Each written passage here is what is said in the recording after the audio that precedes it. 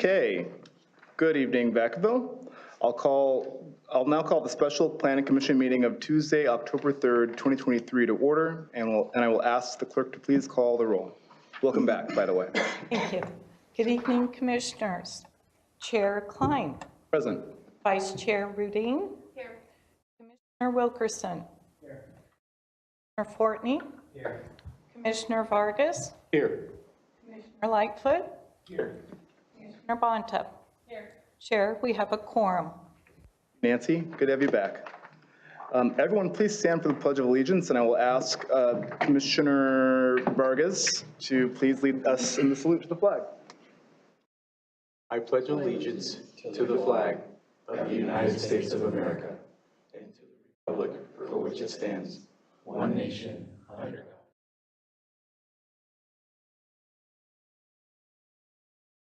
God. Commissioner Noel. You can say that.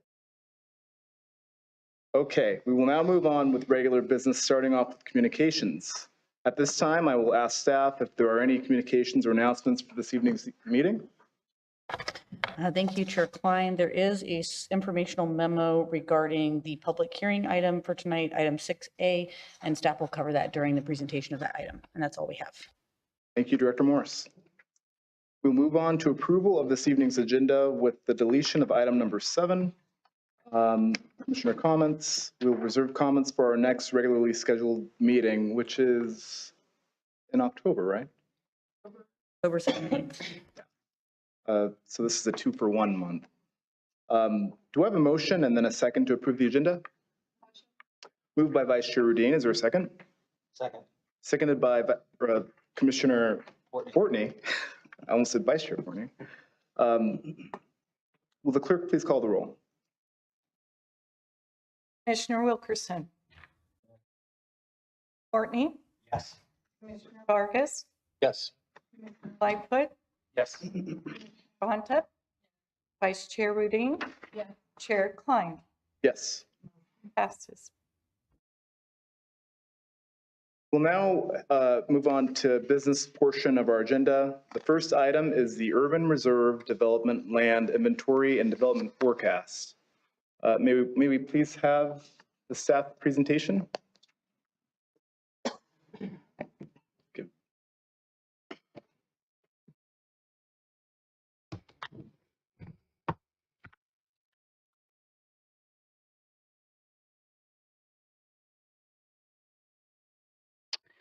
Thank you, Chair Klein and members of Planning Commission. I'm Erin Morris, your Community Development Director, sitting here this evening to give this presentation.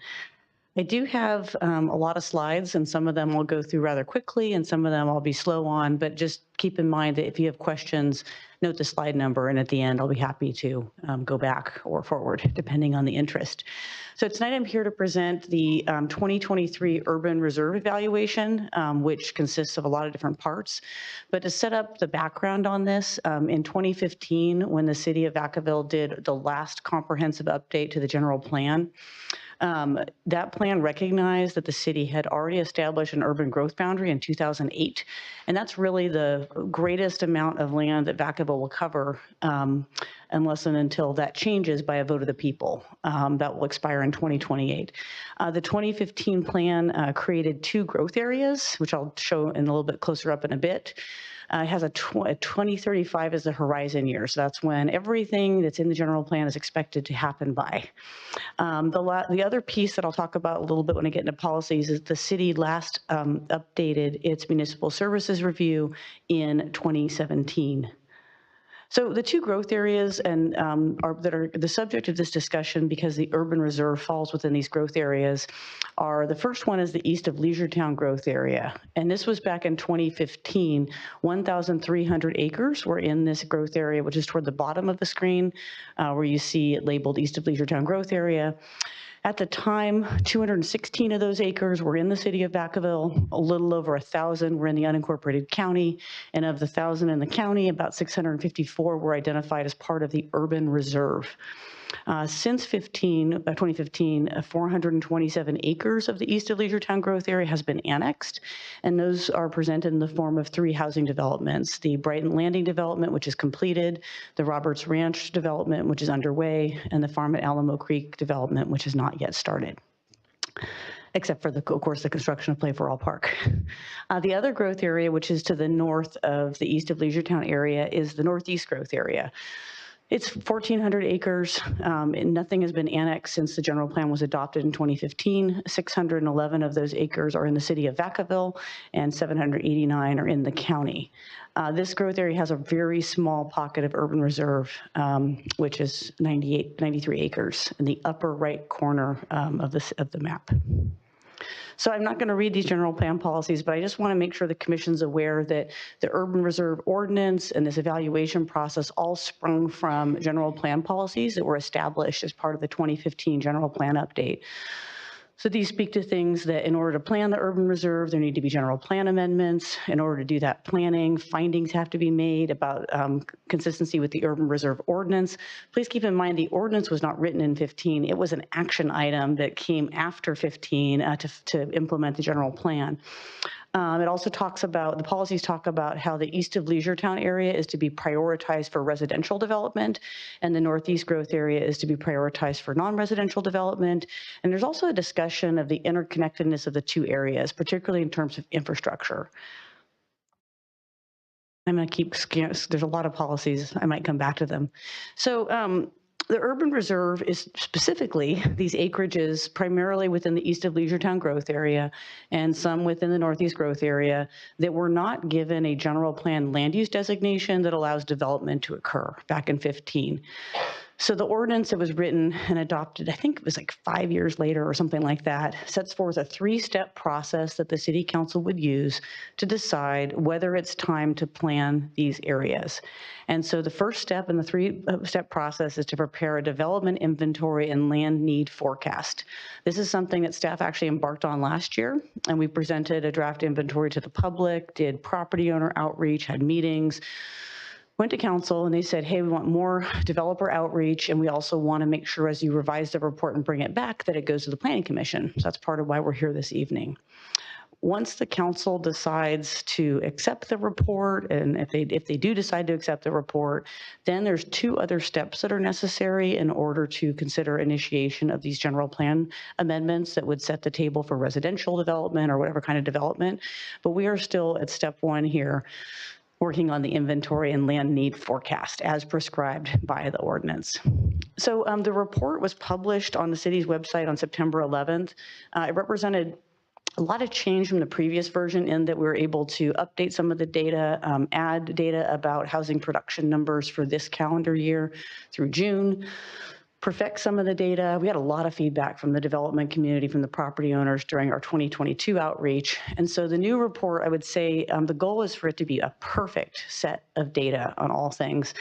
It's not perfect. We're still getting errata from development community members. My staff found another 10 units in one of the areas that's not in the report. So my goal as leading this project is that we probably will never have a perfect report, but as we get feedback and get comments, we're going to basically update it and create a final version for the council. And at this point, it'll probably be an errata sheet that goes with the September 11th report with any comments we get tonight. But then ultimately, we'll want to update as best we can to kind of put a pin in it and call it done. So tonight's meeting focuses almost exclusively on the report and its contents. And so this is where the 40 slides come to bear. I wanted to walk through how staff approach the inventory, and then I want to walk through how staff approach the forecasting of need. And then really, I want to talk to you about the development feedback we got and what we think of the considerations are. And then ultimately, the whole goal of the study session is to since you've read the report, you have this presentation, is after you hear from the public to share your considerations about this issue. And in particular, I think the council will benefit from input from everyone on what should be in the inventory, which units belong in there, which units don't, what questions do people have about the inventory. Then on the forecasting side, as highlighted in the report that you've all reviewed, Staff is using a very conservative methodology for forecasting growth because the urban reserve ordinance does not have a methodology about either component of it. And so I'm going to go through a couple different alternative methodologies and share some feedback I've gotten through this process. But that second piece of like, what is the kind of methodology that our council should think about when using this data to make a decision about the urban reserve? So we'll get in there. I don't want to get too far ahead of myself. So this is the slide that looks kind of like it's a lot, and so I won't stay on it for too long, but when staff went to do the residential inventory, we wanted to include every unit, and that's been taking us a year and a half. So the inventory that we have has all residential projects under construction, that's A1, approved projects, some of them partially built, some of them with remaining developable area that could be built. If someone came with a building permit, that site could happen. Those are the two categories that have the bulk of the units that are in the inventory. We also put in residential projects under review. We put in a category called vacant residential properties that those are probably tougher to develop. We have challenging residential sites. And then because we just got the housing element adopted, we pulled in the numbers from the housing element, which are also distinct and different sites from the other ones. One thing that the development community has pointed out, and I think it's fair to say staff has pointed out, that this inventory is incredibly comprehensive and it doesn't do anything about the feasibility of the units in the inventory. It doesn't put any weight on the location or the type of the units. It doesn't look at market conditions. It is really just a raw numbers inventory of all the development we could possibly find. And the goal was to not hide anything. I mean, the worst part about this report is if we were 1,000 units short and someone's like, wait, there's those 1,000 units you're leaving out. So we're going to move on from the number. So the first 5 tables of the land inventory in the document, we have a map that shows where they are. And I'm going to tick through these kind of quickly, but I know as commissioners, you may have questions about them. So you can note the slide number, the project number, and Planning Manager Payman Bavand and Senior Planner Albert Enold have answers to questions you might have. But the under construction category really does represent a good chunk of the inventory, about 2,500 units. So these are not actively under construction necessarily, where there's hammers out there swinging, building these houses. But on this slide, I'll give you an example. Lower Lagoon Valley has completed a very significant infrastructure, and we have house plans in for review for multiple neighborhoods in my department. And we're all thinking about the timing of when that first home is going to come up from the ground, and it's not far from now. So to not count Lower Lagoon Valley's under construction, again, that's an example of one where it's coming, we're sure of it, but there's no hammer swinging out there right now. Peabody Apartments is another one. That one's actually started. Their building permit was issued. They're out there under construction. You can hear the hammers hitting things. Roberts Ranch, another great example of this category, 785 approved units, 286 units issued. They've got about 500 units to go, and we're reviewing house plans right now for the next neighborhood. So that one's one that kind of keeps moving forward. So I'm going to kind of clip through these, but essentially these are all from the report. I just put them up on the screen so we could talk about them. The second category, these are probably a little more speculative in the sense that Allison Apartments, for example, is an approved affordable housing project for 135 units. The developer needs funding. We're looking for the funding, but this project's approved, and once there's funding, it's the kind of thing that can happen without any further discretionary review. Alamo Mixed Use Project is one that's been on the books for a while. It's approved and ready to go. We've had conversations about the detention basins and regulatory permits, but so far it's not moving fast, but it is approved. Green Tree Specific Plan, they are starting site work. They have submitted infrastructure plans. So are 909 units coming in the next 2 years? No. Are some units coming? Yes. It's one of those that's kind of on the move. There's a few more in that category. I made a clip by so fast. Nut Tree Apartments, Oak Grove Apartments. 700 Park on Main, groundbreaking this week. That'll soon be under construction. So category 2 is stuff that we think is happening and could happen. Category 3 is projects under review. So every one of these has a story, and I don't want to tell all the stories, but these are all residential projects that staff is currently reviewing with some timetables in mind for when they might be coming forward for decision. So they're not approved yet. They may not be approved, but they might be. So those are all things like the North Village Area Plan 2, Vine Tree Estates, a few others like that. Category 4 is pretty slim, and has some pretty interesting sites in it. So includes sites like the Jepson Middle School remainder site on Elder Street. I mean, this is an inventory, and this is intended to get all the sites. So vacant residential properties is a small part of that, but we were trying to be, again, very comprehensive. This list does include the Vanden residential townhome site, which is one of our housing element programs that we are going to this year issue an RFP and try to find a developer to build that site. So some of these sites could result in housing sooner than later. That site in particular, we're required to try to find a developer to build it. And then challenging residential sites, some of these got flagged as this through conversations with the development community, and we talked about each site in a lot of detail. So everything on this list, there's just reasons why it's really going to be difficult to get residential development on them, despite the zoning and all the other things. So it's a pretty short list in the relative scheme of things, and it has some sites with some challenges. So then the second part of our land inventory is the housing element sites. And we all spent a lot of time together talking about housing element sites. So I don't propose that we do all that again unless you have questions.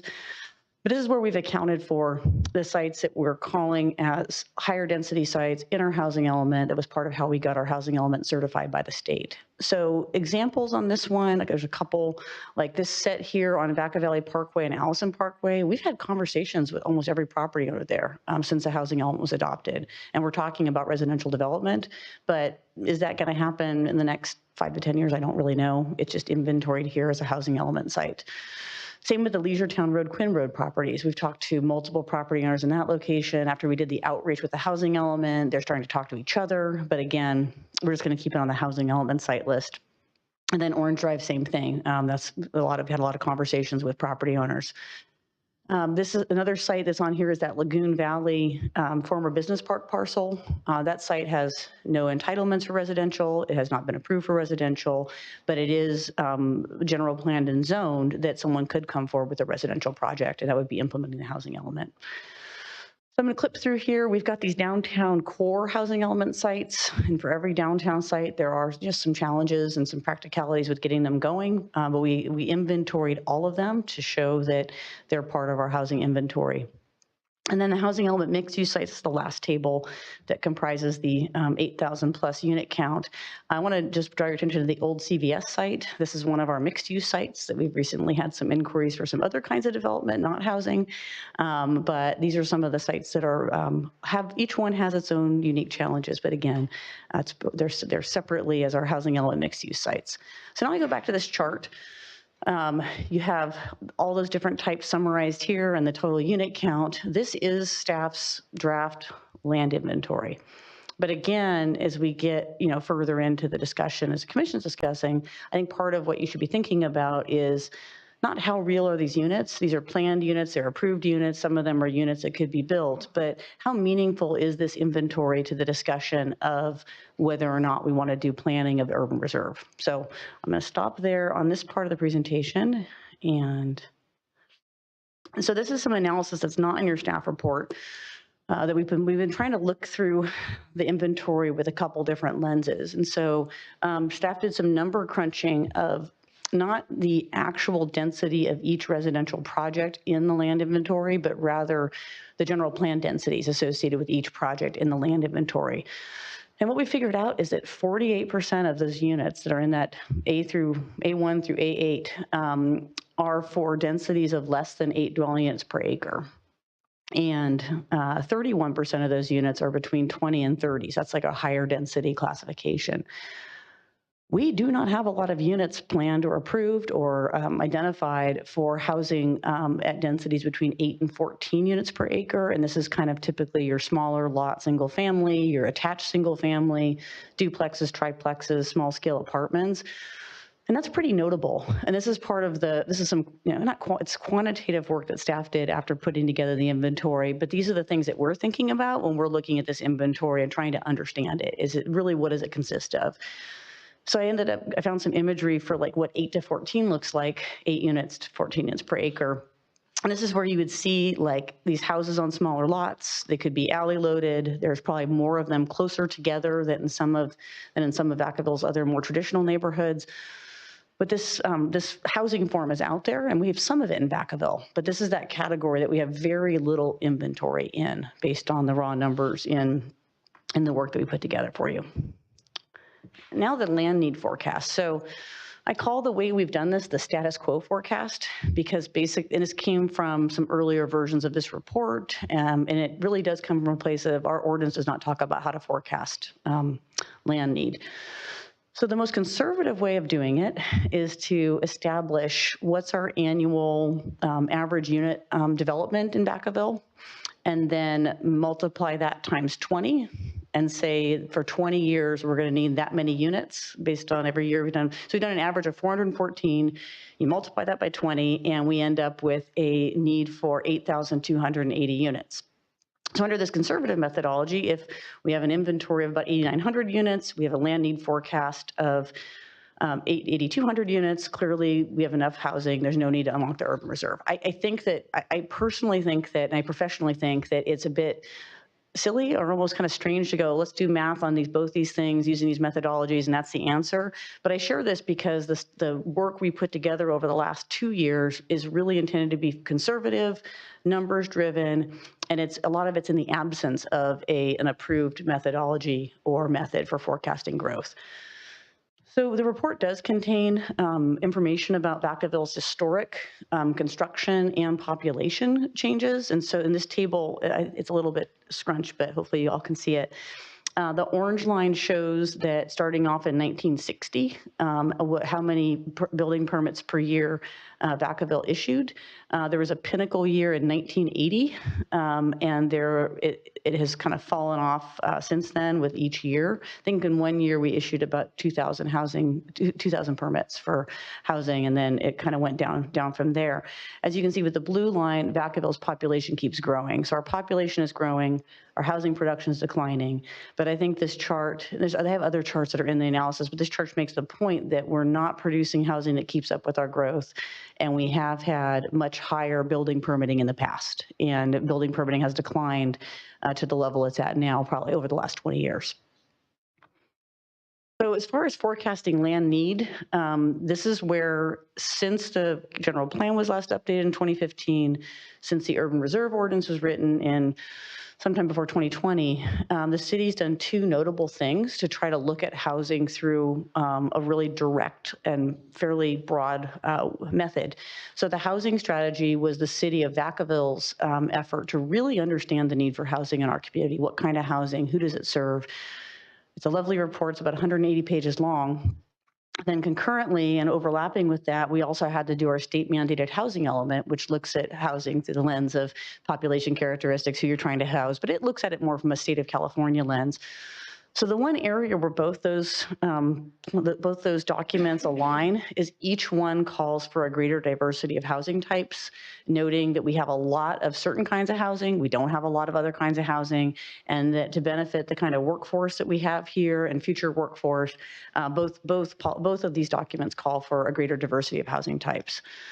I think it's just notable, put it in my bullets here, that our residential building permit activity has been much lower than historic precedents. I mean, Vacaville is not that different from other places. There's a reason why the state of California is having a housing crisis. Housing production has slowed across the board. And then the other very local factor for Vacaville, and this could inform a more rosy, optimistic land need forecast, or it could just be something to think about, is that some notable policy changes have been made by our city council since 2022, which might have the effect of moving residential development levels up a little bit. I know we've got interest rates on one side holding things down, but on the local control side, the council updated our development impact fees for the first time in 30 years. And for the first time ever, if you build smaller homes in Vacaville, you pay a lower impact fee across the board in all of our categories. So we think that's going to make a difference. We've heard from our development community members that it certainly makes a difference to them as far as their willingness to build smaller units, because they don't have to pay the price of a bigger unit to build a smaller unit. Other thing is the council eliminated the community benefit contribution.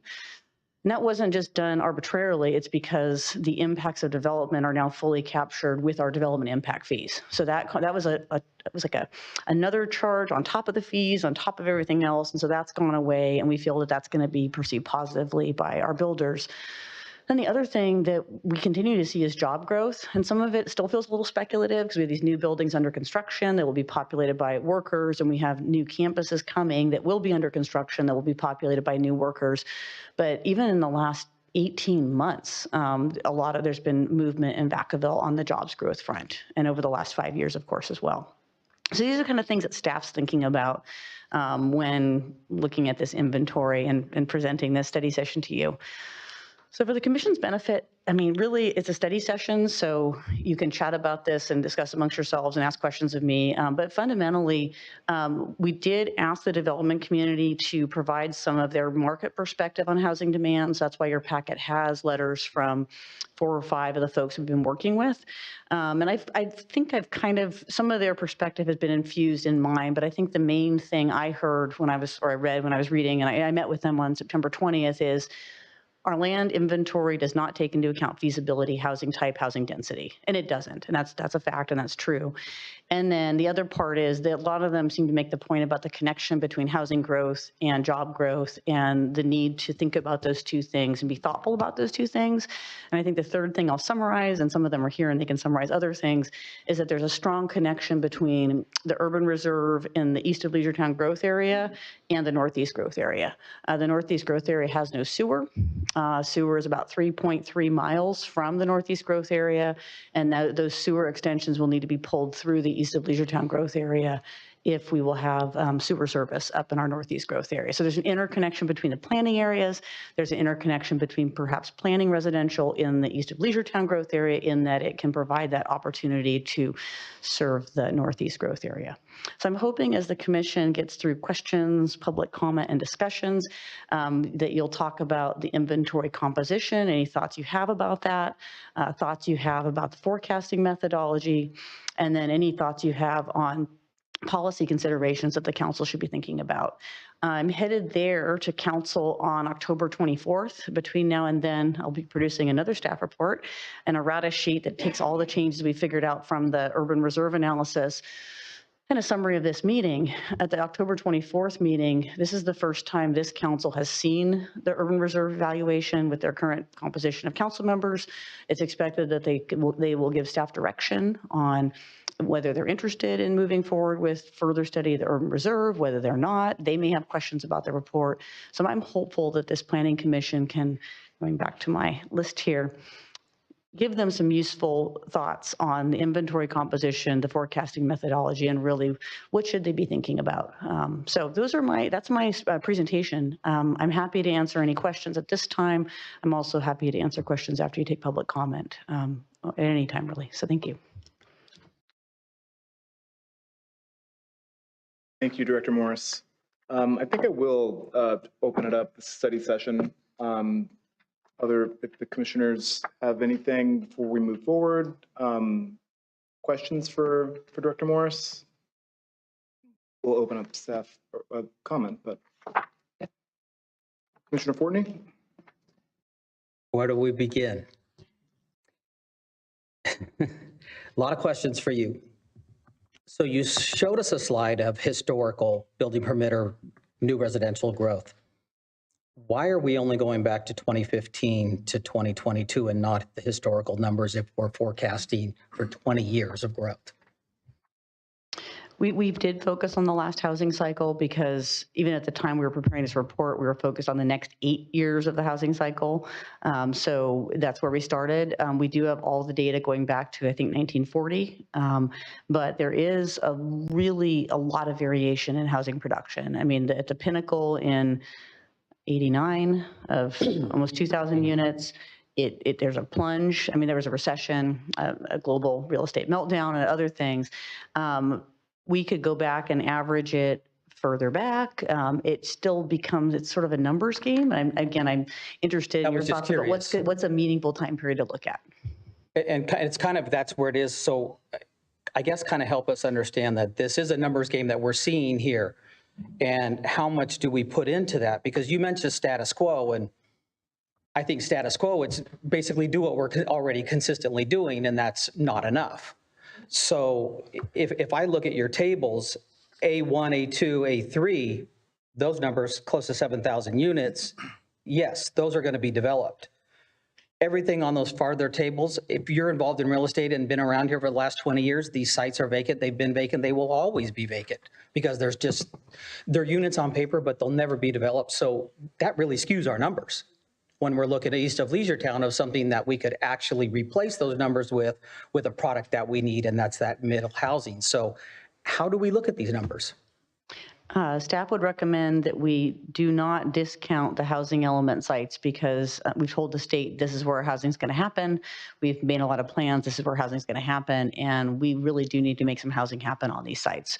That said, I think the council would benefit from planning commission feedback on what are those sites within the inventory that seem the most likely to yield housing over the next 20 years versus maybe which categories do not. And that's part of why we've given a very broad inventory. And I think there's definitely a public policy interest in narrowing it down a bit. So we could take A4 through 8 and pretty much You could recommend that those are probably not as and useful. we'd probably be looking at about 7,000 units, which is probably ideal. You know what, Chair? I only have one more question, and then, I have a lot more questions, but I'll do one more question and then open up conversation because I think it'll piggyback some more conversations. We're going to get 2 bites of the apple here. Just wanted, if any burning questions for Aaron now, and then we're going to Okay, perfect. So arena numbers keep changing and they're increasing. How many cycles are we projecting arena numbers for in the next 20 years? Are those numbers in here, and do we know what those are? The current RENA numbers, I believe, are in the urban reserve analysis. We don't have the RENA numbers for the next cycle. It's very difficult to predict. Whenever we've had a really large RENA like we have now, many times the state actually ratchets it back a bit because that has historically happened. But again, where we are right now, it's very difficult. How many do we think we'll see? How many do you anticipate us seeing in the next 20 years? How often? Oh, it's every 8 years. So we just finished the current cycle. We're in an 8-year cycle right now, which is approved. So basically 2.5 RENA cycles. And then the last question real quick before we move on. You mentioned the MSR and it was done in 2017. Why are we not updated one today? And when can it be updated next? That's a great question. And maybe let us know, what is it? So the Municipal Services Review identifies a city's near-term, mid-term, and long-term annexation areas. And it's something we prepare that LAFCO has to approve or authorize or adopt, or basically they have to concur with us. So last year, well, it was actually like late 21, early 22, as staff became aware of interest in other potential annexation sites, and we were having some conversations with those folks. I did talk to LAFCO's executive officer, and he said, yes, you're supposed to update it every 5 years, and that's true, it's every 5 years. However, if you know that there are sites that your city may want to annex, those should be included in the MSR. And so I said, okay, well, that makes sense to me. This is a plan about where we want to grow and when. And so the MSR update effort got parked last summer, awaiting what's happening with this urban reserve, because if the council decides they want to explore unlocking the urban reserve, then we would need to add those sites into the MSR, and that would go forth as part of that LAFCO process, concurrent with all the other aspects of this project. So no MSR until council makes a decision on what to do with unlocking the urban reserve and identifying those parcels. Perhaps. I mean, we're supposed to update every 5 years. So if the council just decided not to do something, then we could probably go back and update the MSR based on what is already in motion. But we're still on standby on that one. Does the MSR impact, though, our northeast quadrant, our future business center and no infrastructure? If that's something that the city thinks is going to be annexed in the near or midterm, it's something we want to identify as part of the MSR. Okay, I'll come back to that later. So thank you, Chair. Next, I have Commissioner Vargas and then Commissioner Wilkerson. Thank you, Director Morris. Appreciate the presentation. Quick question. I think I heard, for example, Allison Apartments developer looking for funding. Is there some struggle in finding funding for development there? And can you talk about that a little bit? We have I believe it's two approved deed restricted 100% affordable housing projects, Oak Grove and Allison. And so each one has a certain amount of city funding, mostly in the form of the land. The land is our main contribution, but each affordable housing project is out there competing for state funding, federal funding, any funding they can get. And so there's been multiple funding rounds. It's very, very competitive. But yes, these projects, both of our affordable housing projects that are currently approved, are really hoping to be awarded state funding. And then real quick, I think I heard you say development impact fees and perhaps other fees were lowered for developers. Is that correct? That it's not totally correct. Our development impact fees were updated for the first time in 30 years. Okay.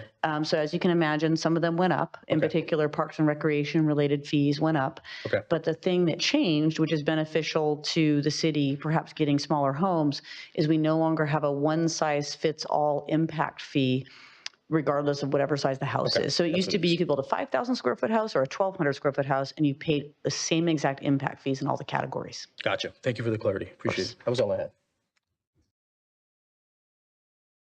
Thank you for the presentation. Slide 18, you talked about Jepson, a couple of units back there in Jepson off of Elder. Where exactly are those located? All the way down Elder past the school?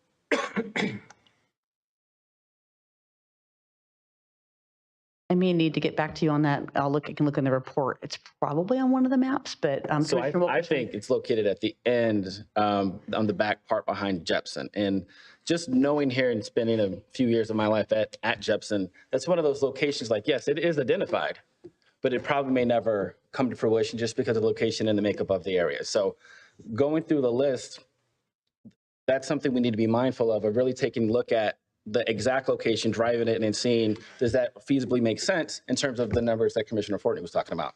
And then on slide 29, you had mentioned down there, I think it was 29 or 30, where it was downtown. There were difficulty and challenges in this area, and I would just quick question on what those were specifically to this area. If you look at this table, particularly the acreage column, this page is entirely very small sites, and very small sites are difficult just generally to get development out of. And in fact, in our housing element, we use something called a realistic capacity modifier to basically reduce the city's expectations about how many units would actually come out of that, because the state will not approve these as sites unless we're conservative in what we expect will happen. But these sites, I think like the other sites, are all like just really small. There is another potential for some housing downtown because housing is allowed pretty much anywhere downtown on the second floor of buildings, on upper floor, but those are not accounted for in the housing element because they're speculative, and they're not in the inventory because they're also pretty speculative. So these are difficult for people to come in because of the total capacity development. It's because they're small sites that would probably have to be aggregated into duos, trios, or even possibly quads if you have four that are next to each other versus being developed standalone. And that kind of thing takes time and money. And money, yeah. Okay, just wanted clarification on that. I'm good for now. Thank you.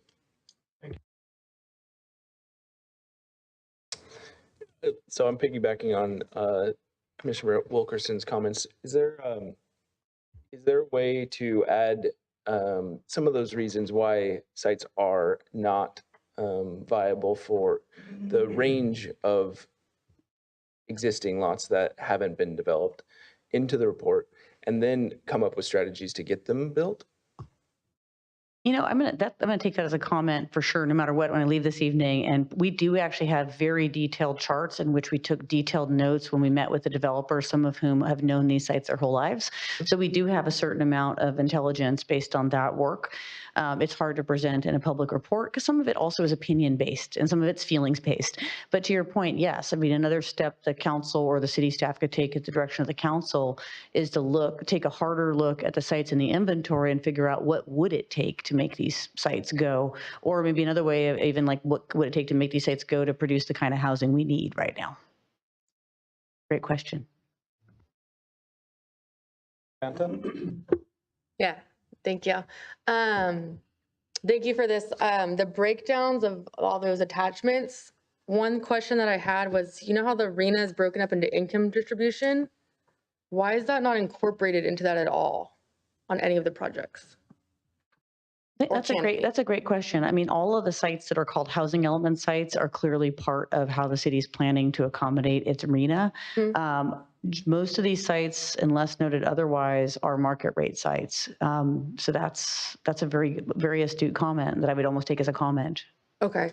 And then like, is that feasible to look at, like, or to add in any of the ones that are being built? Like the Pony Express one is affordable, right? So that helps hit some of our numbers in those categories, right? So then we can kind of show where we are making an impact in affordability and where we aren't. I think it can. I mean, under the state's methodology, which is where the housing element sites came from, they don't believe that low density sites yield affordable housing because generally they don't. They yield moderate or above moderate housing. So that's where those higher density sites that may be less feasible in Vacaville for certain reasons, that's where the state thinks affordability happens. That's sort of the tension between local study and housing from the state's perspective. But I think that's a intriguing comment, and I think it's something we could take a look at. Okay, and then kind of off of that too, you mentioned that there are 2 affordable projects that are ready, but funding is an issue. And part of the comments that you're looking for is like comments on policy, right? Are there any policies that other cities or jurisdictions are doing that help with the affordable housing? So where there could be like a housing fund in a sense where that money can be used to create affordable housing to make these projects actually come to life? That is a great question, Commissioner Banta. Yes. In fact, the council has received a study session on inclusionary housing, which is a tool that the city can use to get housing units that are affordable within neighborhoods or get an in lieu fee that goes into like a housing fund. And that is something that is going back to council for further discussion and potential direction to staff this month. Okay, great. Because I think that'd be really important while we're talking about the urban reserve. I'm good for right now. Vice Chair Reed.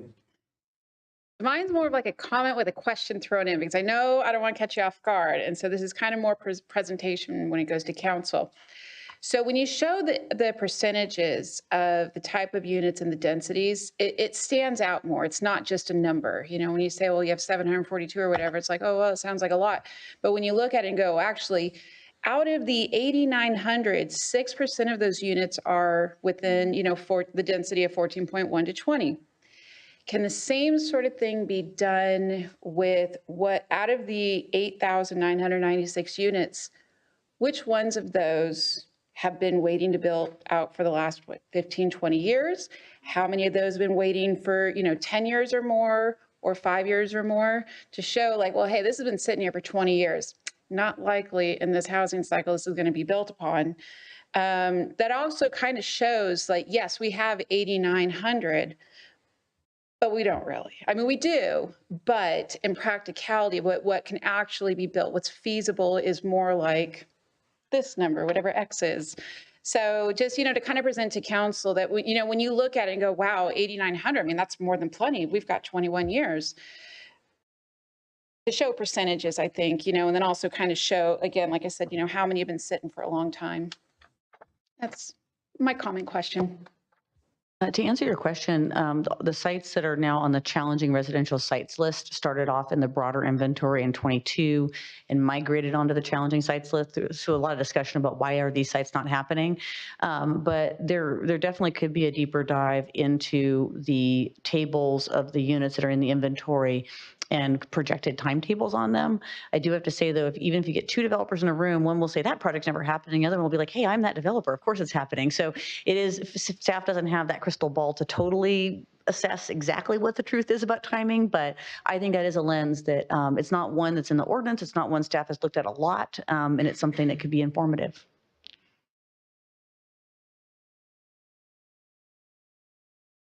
Thank you, Aaron, for that presentation. Terrific. I'm glad that you're able to, I know this is like a big project and it's been a long time coming. I just have a couple of my hot take. I think that the outreach to the development community, I'm curious, what would they say, and some of them may be here, but what would they say as to why some of these sites have just sat for years? And is there anything policy-wise that we would be able to have a way to nudge things forward through policy? There's some fairly normal and typical reasons why development sits, and some of the folks that are in the room tonight can probably be more expansive about this. But sometimes it's about the cost of extending infrastructure to a site where you may need to do that, and you may actually even have the opportunity for someone in the future to reimburse you for some of that when they develop, but you're the first one out there trying to pull this infrastructure, a great distance at great expense. And so sometimes that infrastructure stuff is one of those, just the cost of doing that is one of those factors. But I feel like it's not that there's a unique story for each and every site in our inventory, but we did spend time sort of talking through each site in the inventory and looking at what are the barriers or potential challenges. So, but going back to that question, whether one from another, I think it was Commissioner Banta, that is something that we have not done, is looked at this inventory really thoroughly through the lens of feasibility in the next 20 years. Yeah, because I think that what the report has, the strength of it is it's very quantitatively heavy. I think holistically, I don't know if it tells the spirit behind, what's really happening with why might 9,000 units be very optimistic, and what would be a more realistic expectation coming into this. And then for the policy, I don't know, if development communities here, help us understand what would you like to see. And I think that this is one of those interesting times where public outreach really is with the development community, because the city doesn't build housing. Functionally, we rely on third parties to help us to move these priorities forward. But there is a question, that I just have. What does this really mean, for a member of the public, who's maybe in unincorporated Vacaville? Functionally, what does this really? How would this impact them, if at all? If that's a question? Yes. Yeah, we actually, the east of Leisure Town growth area and the northeast growth area, there's a lovely unincorporated community right between the two called the Lock Padden community.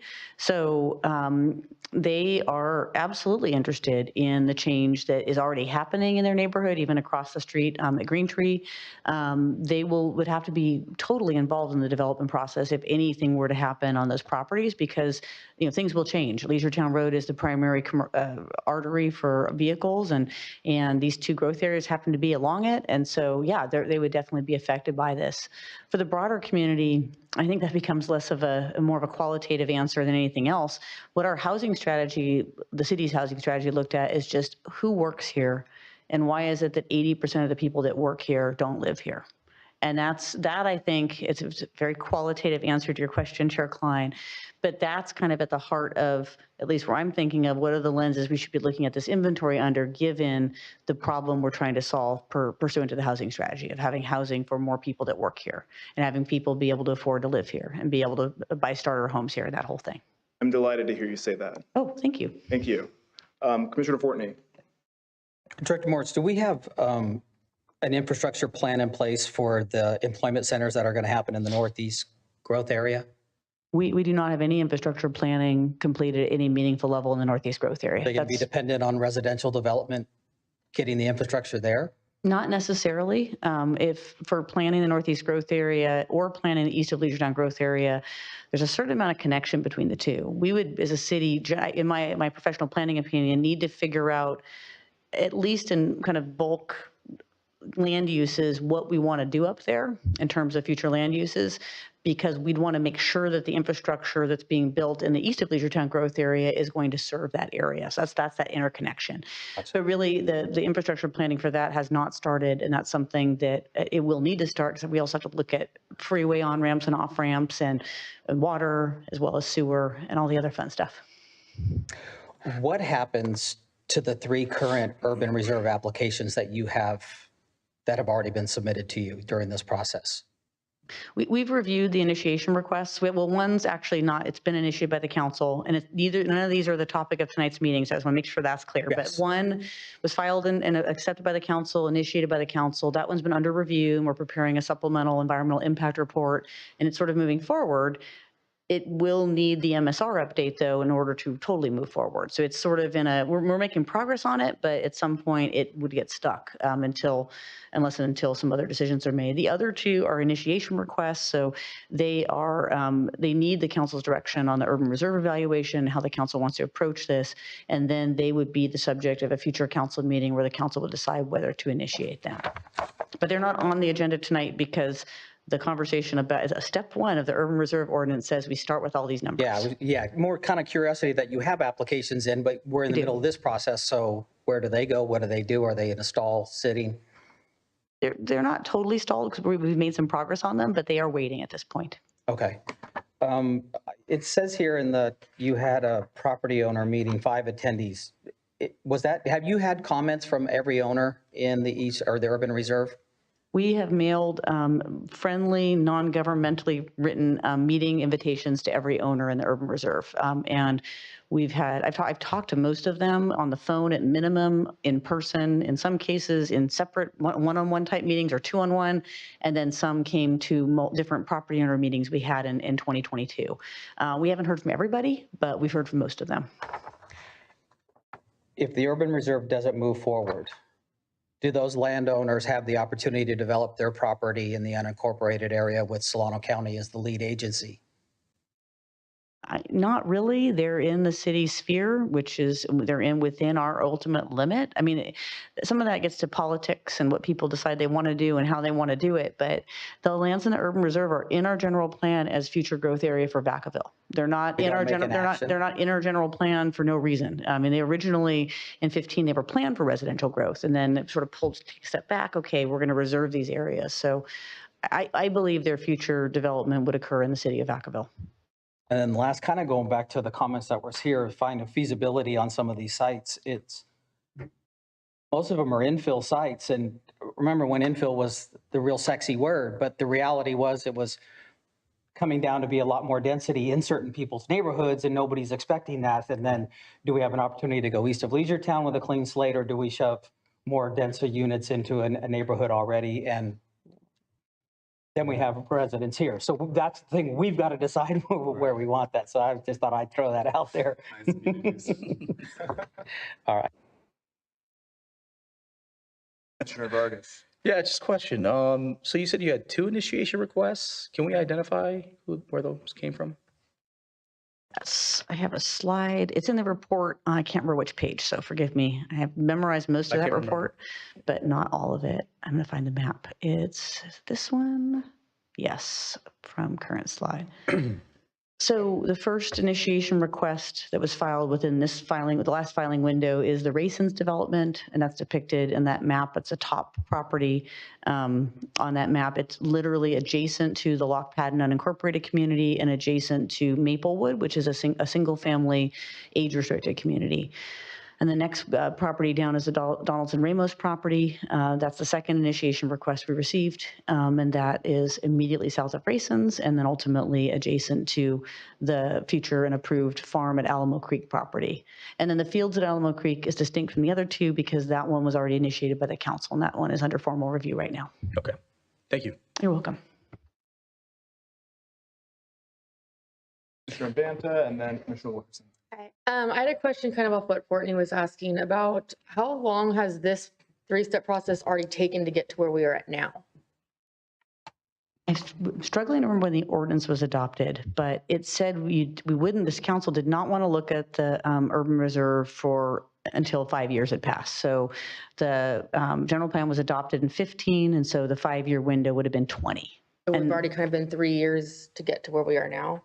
Kind of. In 20, the council received and actually initiated the general plan amendment for the fields at Alamo Creek. Gotcha. And then there's been a lot more interest from others since then. And even since then, of course, the council's done the housing strategy work and the housing element work. So there's been a lot of housing conversation in this city. So then I guess my question is like, how much longer can you anticipate to get through this 3-step process? And how is that going to change like the arena numbers and all of the data that you've already done? Like how much will that change the numbers if this process keeps taking longer? It's the council's discretion about whether or not they want to move to the next step and how they want to view the inventory. But if they express interest and direct staff to bring forward these amendments to start planning the area, then that process would start rather quickly. But it wouldn't be a quick process, to be clear. These are projects that would require full environmental impact reports, a ton of public outreach, and really just like kind of the fullest public process you can envision. But if the council wants to move forward, that's the kind of process that would begin. So like years? A few years at least, yeah. Okay, thank you. One thing before we get to Commissioner Wilkerson, on that, you also have the annexation. That's part of the additional years beyond the few I described for the city's process. Yeah, and that takes a while, right? Yes, Yeah. not fast. Yeah, strap in. Commissioner Wilkerson. The feedback from the resident meetings, east of Leisure Town in the unincorporated area, what was some of the things that you were hearing from residents? In the northeast growth area, some of it's urban reserve, some of it isn't. There just was interest in kind of what's going to happen up here, and there's just a lot of kind of a big question mark. In the east of Leisure Town area, I don't think no property owner we met with was opposed at all to the city pursuing planning of the urban reserve. It's been very positive from the property owner perspective. We are aware, and as staff, and would not be insensitive to, we know that these kind of proposals will create some anxiety for the rural residential folks that live around these sites. But that is literally why, if there was a formal process that was going to roll forward, of course, there'd be all that community outreach I discussed to help them understand how to participate.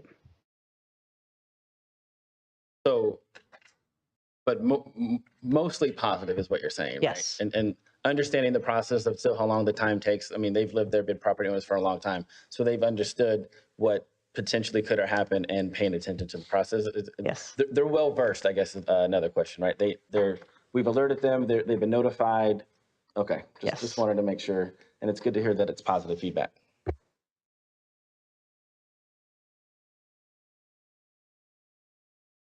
My question's about existing properties, undeveloped properties.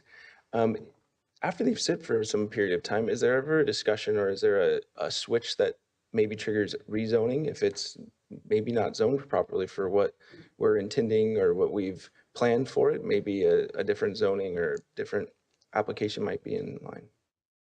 You're talking about the broader inventory? Yes. Yes. Some of that was done through the housing element because we had to look for sites to prove that we had enough higher density sites. So we redesignated and rezoned 16 sites to housing specifically to facilitate that. Yeah. But then on the other side, really the time when cities look at those things is typically during a comprehensive general plan update. So that was last done in 15 in theory. I mean, in reality, it's a 20-year plan. So 2035 is the horizon year.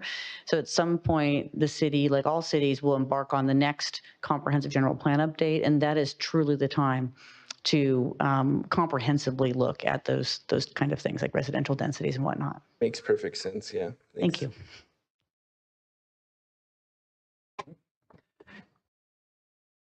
If the MSR goes forward and the urban reserve plan goes forward, are the Lock Padden Colony residents that are well and septic going to be able to connect to water or sewer? Will that be a conversation with the MSR for health and safety purposes? I want to be careful, Commissioner Fortney, not to get out of my area of expertise. I'm going to speak in general, based on other cities I've worked in, a little bit of knowledge about Vacaville. If someone owns property that's not in the city, they can't get urban services unless there is a health and safety issue. So typically a long-range planning effort that doesn't seek to bring that area into the city wouldn't result in them having urban services. That said, as part of any multi-year process of planning these areas that would roll out, there would be outreach to residents of the Lock Padden community. I'm sure conversations with them. It wouldn't just be one way, we're going to tell you how it's going to be. It'd be an exchange. And so if there are health and safety issues or other reasons why those properties desire to connect, that is something that would be explored through the process. Thank you.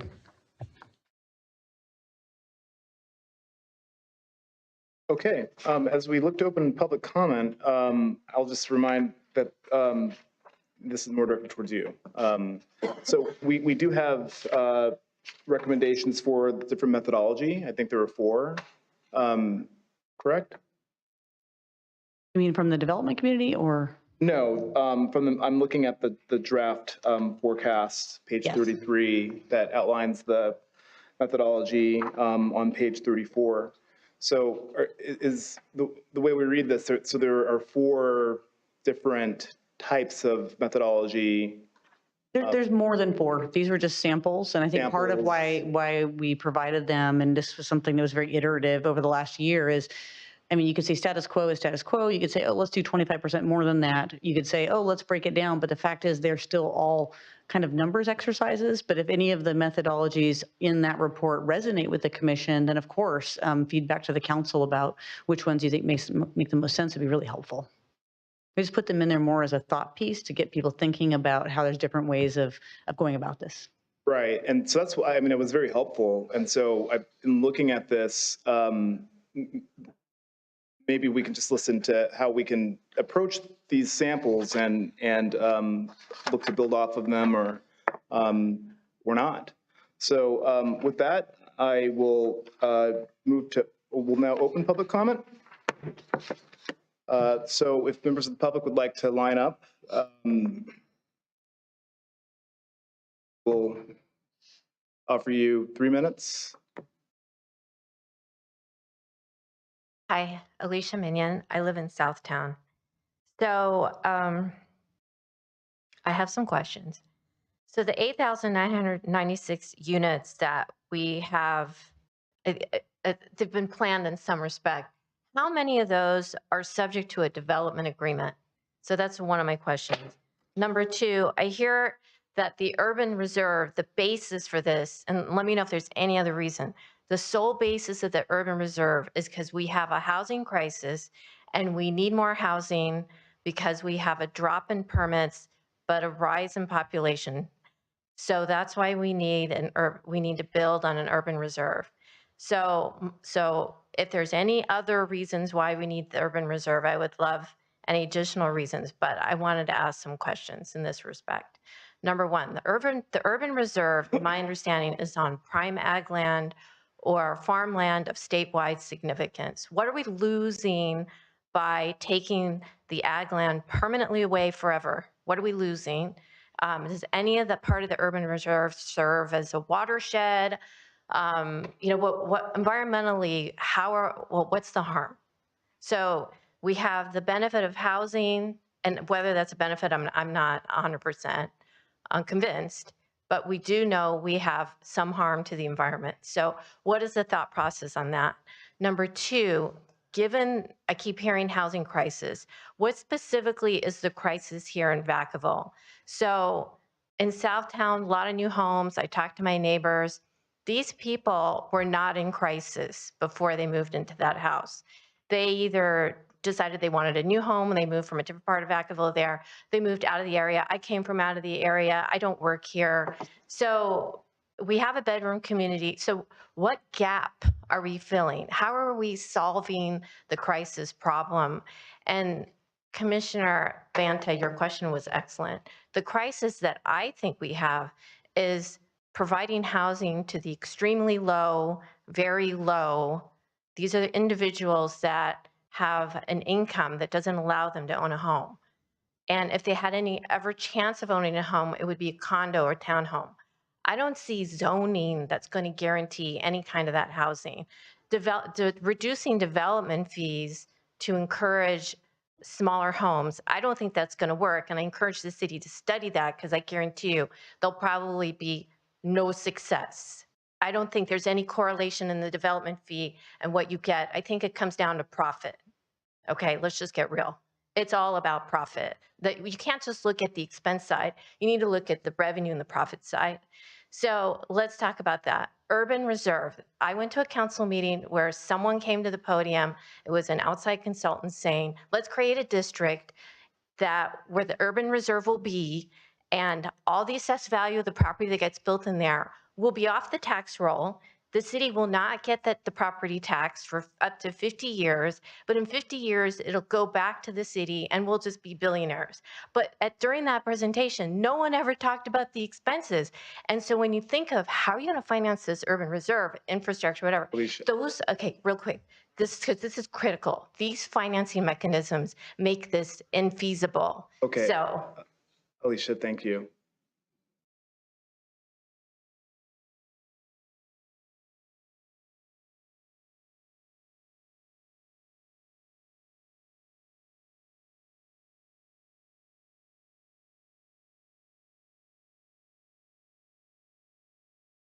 Just a second, Todd. Let's get the timer going.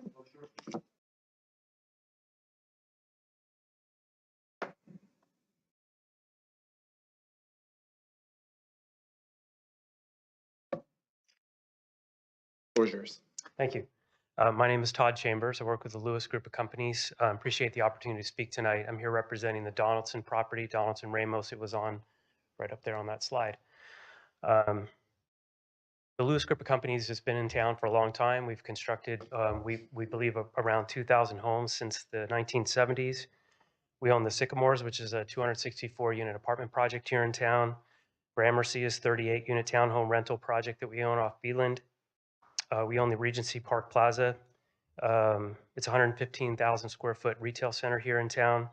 And we're about to break ground on the 700 Park on Main this Thursday at the formal groundbreaking meeting for the 81 units in the downtown area with our builder partner, Black Pine Communities. I've been working over the last 18 months with Erin and her staff. Appreciate all your hard work and your presentation tonight. Excellent questions by all of you on a very difficult topic, a lot to unpack for sure. I guess I'd like to just encourage you as you've had this conversation to continue to drill down on the inventory of the numbers. While 9,000 units sounds like a big number, we think the number is closer to 5,000. There are a variety of impediments that hinder some of the sites that are on the list of things that should be developed or that are anticipated to be developed. And those things include, you've talked about some of them, but the extension of utilities, topography, community facilities districts, things that cost money and make it a little bit more infeasible for some of those sites to be developed. We also believe that the annual absorption rate is a little understated. If you look certainly at the more recent times, I'm not going to dispute those numbers, but there was a great recession in there. There was a pandemic in there. So I think those do skew the numbers a bit. And I think the city is would be mindful to consider more absorption over time, especially if there is a housing crisis and there is a need for more housing in this region. Certainly Vacaville is a great place to accommodate that. We do believe that the city needs more inventory along the lines of the higher densities, the more missing middle, some of that 8 to, let's say, 16, 18 unit to the acre range that doesn't seem to be as much of the current inventory. Plenty of larger lots in the city, plenty of rental product. But if you're going to accommodate the biotechnology, life sciences industries that are going to be coming to the city, or at least that are planned to come to the city, the urban reserve area is a great place to accommodate more housing at a lower price with higher densities that we think can help with employers that are going to want to locate here and where they're going to put their employees. Unlocking the urban reserve provides an opportunity to better regulate and control that land use. It is in your city or in your general plan, but we believe that you should certainly unlock it and allow for us to consider being moving forward with the project, simply because I hate to cut you off. Can I make one last comment? I'll give you 15 more seconds. Yeah. Thank you very much. Just given the length of time it takes to process applications, you talked about this, whether it's environmental review or annexation, infrastructure development, it takes a lot of time and effort. So it's not like we're planning for tomorrow. We're planning for the next, say, 6 to 10 years. So we think that that's important for you to consider as well. Thanks for your time. Appreciate it.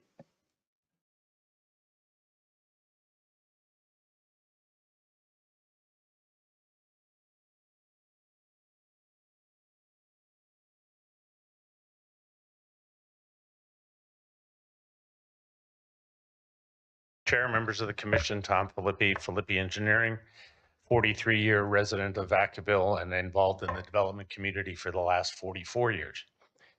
I have a number of points to make in 3 minutes. I don't think I can do it, but I'll go through quickly. To the constraints to development that have occurred over the years, Chapter 7 of your housing element identifies those. The PGO, CBC, CFDs, the city fees have all done a very, very good job of reducing growth and development in Vacaville. The inventory, we've asked staff to do a 36-year look back as opposed to a 7-year look back. As the previous speaker indicated, if you look back at the last 7 years, we had the end of the Great Recession and we had the pandemic, and that's an unfair look back. If you go back 36 years in Vacaville, which I've done, the average growth rate is 550 homes per year, which is significantly higher than the last 7 years. development takes longer than you think. I've been involved in the Southtown project, and we started meetings on that in 1998, and it's still not built out. It takes a long time. There are a lot of constraints, a lot of issues, a lot of things you have to do. It takes a long time. So in our general plan, there's a huge disconnect between what we want to see along the Northeast sector and what we can do in the Northeast sector because of the urban reserve. We actually had the entire east of Leisure planned and approved for development by the council in 2011. Our firm prepared the document. It was called the Council Preferred Land Use Alternative.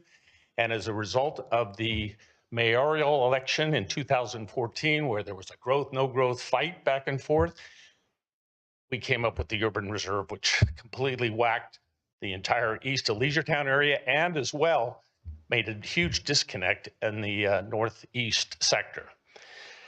We talked about the housing crisis. If I could indicate from the US Census data in the entire country, the average number of people per dwelling unit is 2.6. In Vacaville, it's 2.86.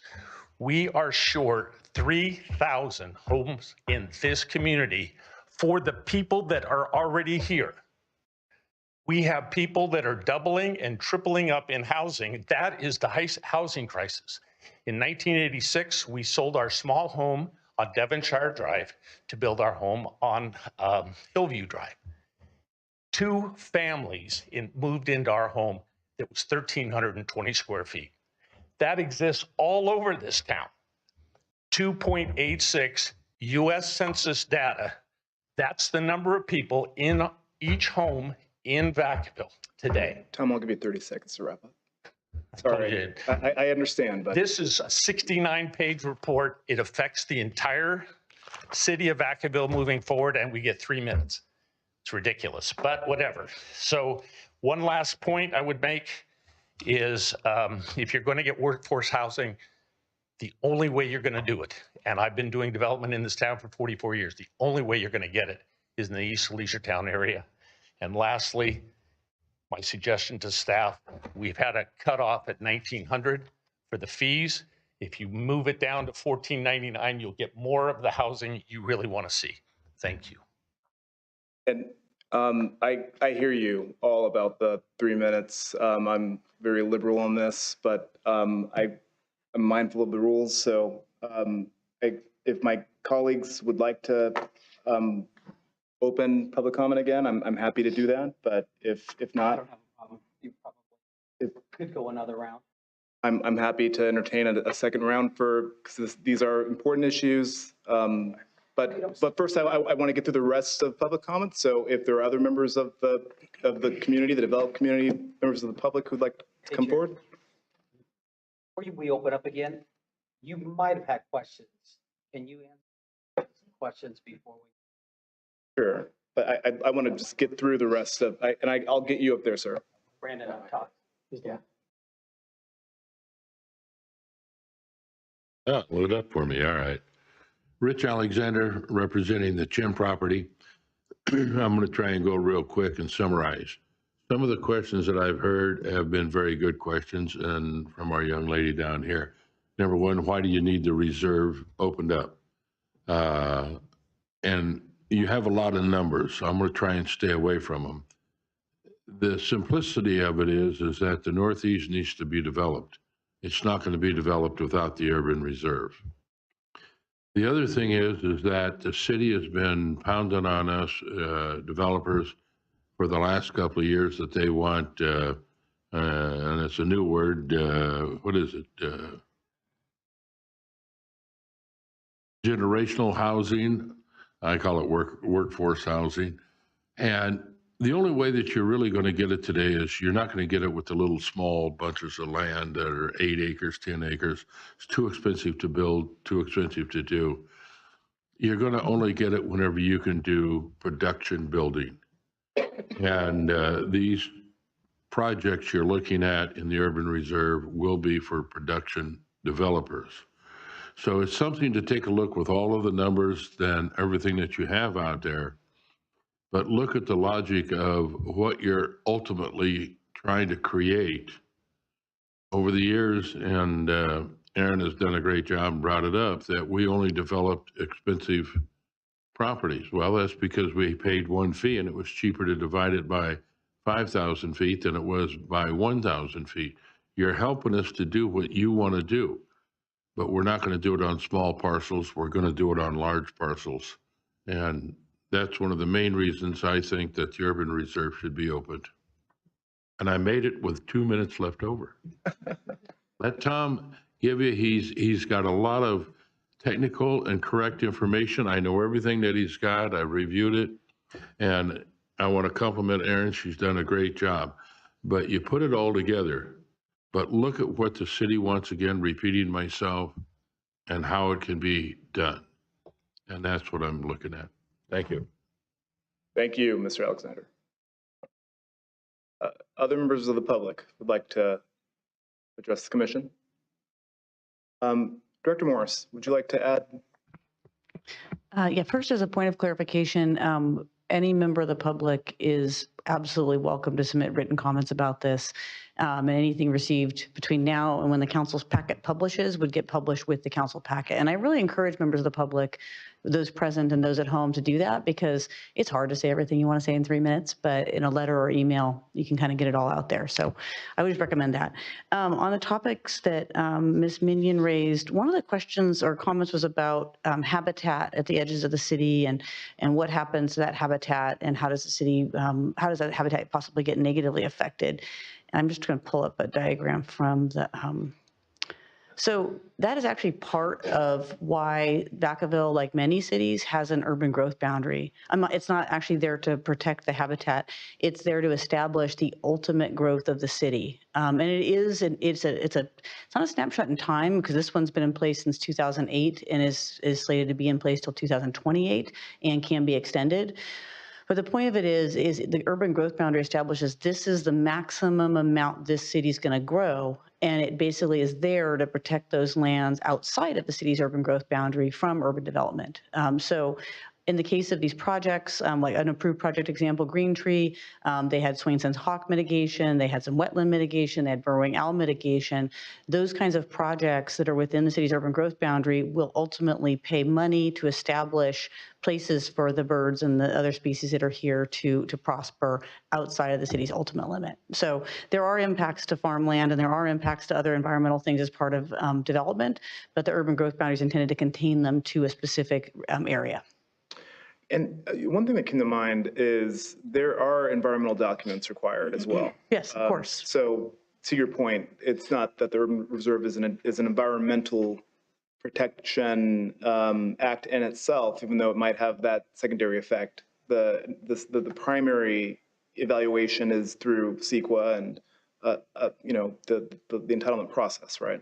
Well, the general plan that was approved in 2015 actually analyzed the impacts of fully developing the urban reserve, and then a decision was made to pull back and to put that property into this sort of limbo state for 5 years, and then to go through this very thoughtful process. But the intent of the general plan, as is written in the general plan policies, is not whether this property will develop, it's more about when, and what is the trigger, and when does the city council want to embark on that planning effort.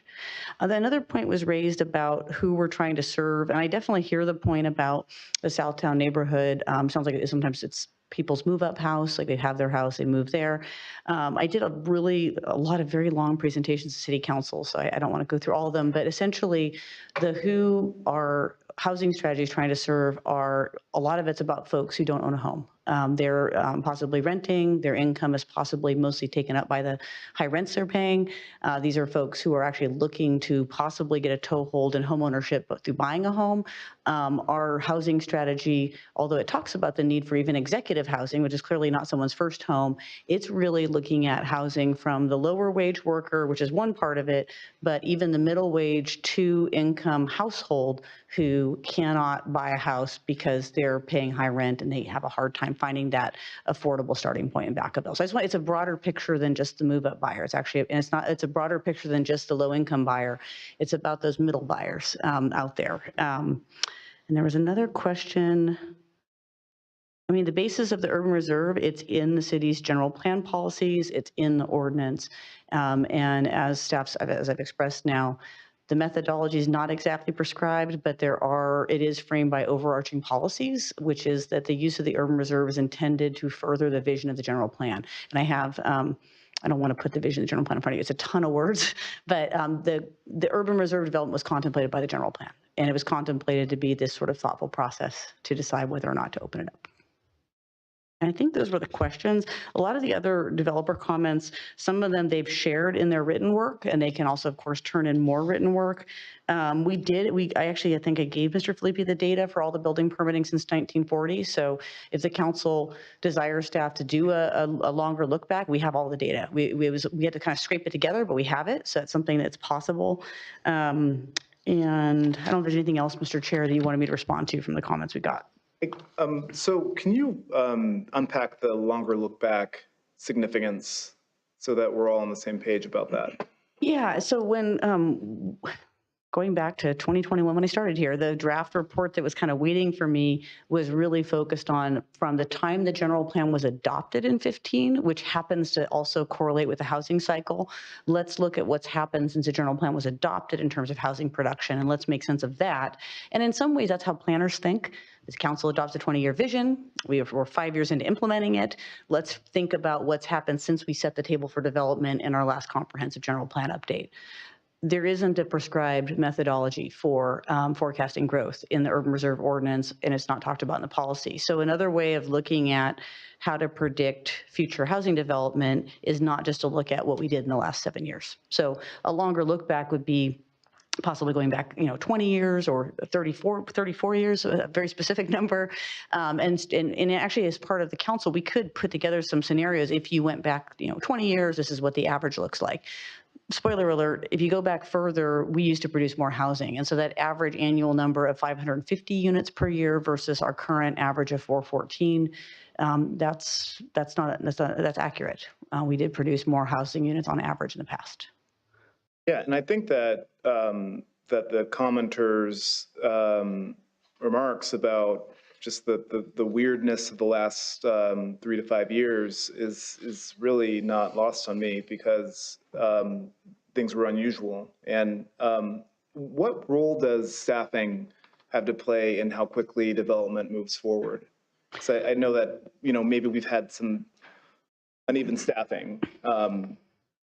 I'm not totally sure. I mean, we had a very steady development. I mean, in fact, though, before the weirdness that started in 15, and we want to talk about weirdness, we had the entire global real estate meltdown that very much affected housing numbers, even if you go back to like 2008, 9, 10, and even, I mean, it's really, housing production was high, it was fairly steady, it was really high for 2 notable years, and it did go down, but that's part of why a longer look back might be necessary, is that over the last, 20-ish years, there's been a couple kind of extraordinary happenings within housing development world. But I don't know that staffing's a factor. I mean, we issued a lot of permits with a smaller staff. We issued the permits we received with our current staffs. I'm not sure if that's a factor. Yeah, I think that, there's only so much that we can control. Yes. So staffing, maybe we can control that as a city, but we can't control the housing crisis. We can't control the government shutdown, recession, elections were brought up too. So I think it might be, and I'm just speaking for myself, but that's a really meaningful observation, I think, wanting to not look at a unnecessarily truncated or aberrant period of time to really understand what our real mean and average looks like. Agreed. So I am not sensing a strong desire to reopen public comment, and I don't see anyone else lining up. So I will close public comment and bring this back to the commission for deliberation, starting with Commissioner Wilkerson. I'll wait. Still collecting thought.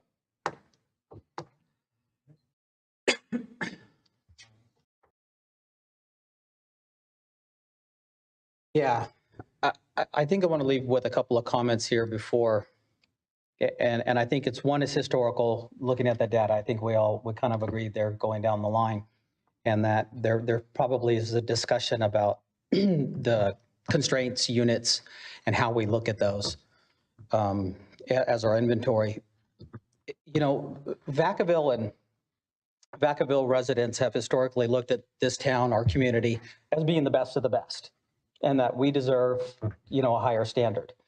So we've got an opportunity here with planning on the east of Leisure Town in the urban reserve to start having discussions with those agreements, or what those agreements would look like that could front load and give the residents the parks and the trails and the neighborhood amenities and the reliever routes sooner than later. You know, we talk about housing shortage, but we're also looking at a labor shortage. We know our public safety agencies are recruiting. We're constantly hearing we're short on nurses and teachers and doctors, and every employment sector is impacted. We're looking for bodies. And we're real close to having and looking to fulfill employment in our biomanufacturing and our life science centers. Don't we want Vacaville to be the most desirable place to work? Don't we want the best applicants to be in our city? So we have the opportunity to start planning the housing that those jobs are going to require. And that's now. Thanks. Something to think about.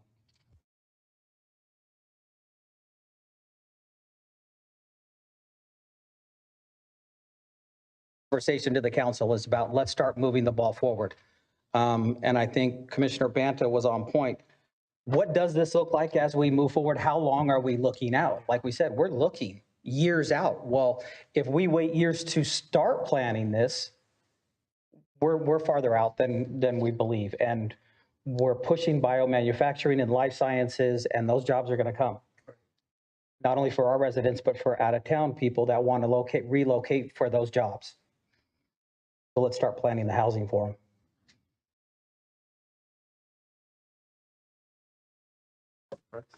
Yeah, I'll just, great points, Commissioner Fortney. I will say, you know, looking at the methodologies, and I would suspect that staff presented those based on certain conversations and deliberations between staff. And looking at the final bullet point, basically it states the city could also forecast residential growth based on an increased multifamily unit percentage to meet the city housing gap as identified by the housing strategy and as required by the housing element, which a lot of work has been done in those regards. And I think that's an excellent point. However, this approach would not be based on historical or recent housing production data. And again, some of the key points that were made by some of the developers and by public comment, almost a throw out, right? You're talking about recession, you're talking about pandemic and other factors. So can you take that data as it's skewed? Is it really going to be, right? And so I have full confidence in the staff, just surrounding housing element, and all the work that's been done, right? And so to that point, I agree with Commissioner Fortney on Vacaville being, and I think I can certainly speak for myself for Solano County. If I'm going to live anywhere, it's Vacaville. Now, some people will make the argument about Benicia, but I like Vacaville. Very better, right? Very few. So Yeah, everyone says Benicia or Vacaville. right. If you're always- looking at this being the place, the in between Sacramento, San Francisco, Vacaville is where it's at, and I think this is a start. I do want to take into consideration some of the comments that were made by fellow commissioners about what's identified in RENA, affordable housing. I get that, and it's a difficult circumstance, right? And perhaps there are some things that the city could do in the scope of other programs for individuals to be able to buy homes, first-time home buyers, even something outside of that. I know several individuals who rent, and the same thing that you commented on, Director Morris, the inability even with multiple families in a home, not being able to afford, number one, rent, let alone the cost of a mortgage and everything that's associated with a mortgage, right? I think everyone just looks at mortgage, but there's certainly a lot more to consider. So I think that, you know, certainly looking at tapping into urban reserve is a way to go, but I know that that comes with a cost, right? And so discussion is certainly helpful. I don't know if my commentary was helpful, but hopefully it does lend some impact. She's writing it down. Yeah, I see that. You can come back if you want to. Oh, I'm good. Commissioner Lightfoot? Yeah, so, no, I agree with everything, all the points that were brought up. I have a policy consideration for, and it mainly goes around our existing, our existing inventory, right? I don't want it to go to waste. I want us to be mindful of what we have and use what we've got.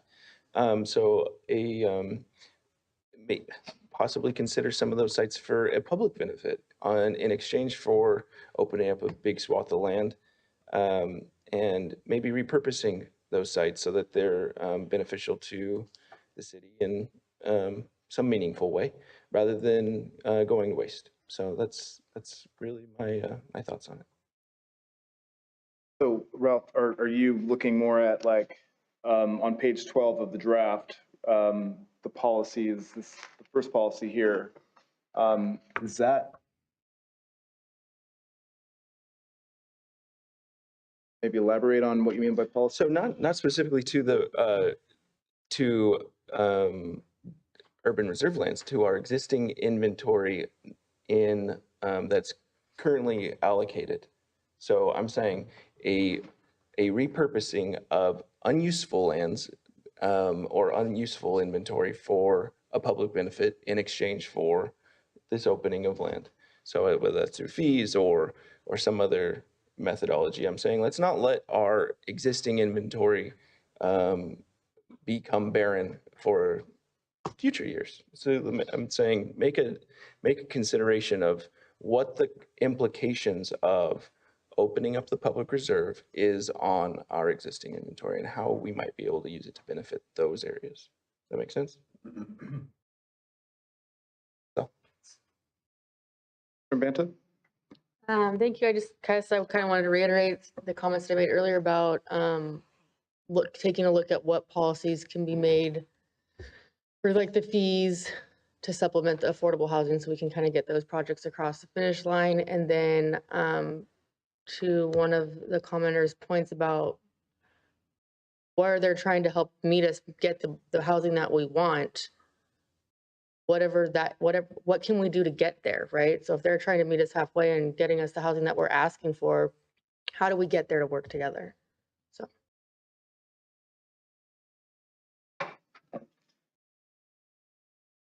Going back to the percentages of density, that 14% is what my focus is. The dwelling units between 8 to 20 dwelling units per acre. That 14% I see becoming more and more urgent. We have single family down. We're good. We're good on single family, but we don't want to get to the point where larger cities are like San Jose, where they are no longer building single family. Their only focus is on high density because they're having to immediately fill a need. I'm experienced with LAFCO. It's a long process. Just because we open this up does not mean, boom, construction's going to start next week. This is a long process. I'm the type of person, I look at 10, 20 years out. Where are my kids going to buy a home? My youngest is 6, my oldest is 10. That's what I'm looking at. I'm not looking at, the immediate, what's going to happen in the next 4 years. And just because we have roughly 9,000 units, it doesn't afford opportunities necessarily for larger developments. And as was mentioned, it's more cost effective when larger developments are built, but also it could afford the opportunity for amenities to go within there. Whereas with smaller projects, infill projects, it's, you're trying to pack as many as you can within that density allotment. So I'm in huge support of this. And the graph that you had in there, figure 9, that shows residential permits and population, that is going to continue to skew. California, as much as they say people are leaving, maybe they're leaving the more expensive areas of metropolitan Bay Area, but I don't see our population dropping. And instead of being reactive, I think we need to be proactive. Those are my thoughts. Vice Chair Rudin. I just have a question that's hot in my head. So if you were to pursue a suggestion like what Commissioner Lightfoot had mentioned, how would that work? Is that a policy Do you have enough information to articulate that? I think there's two things.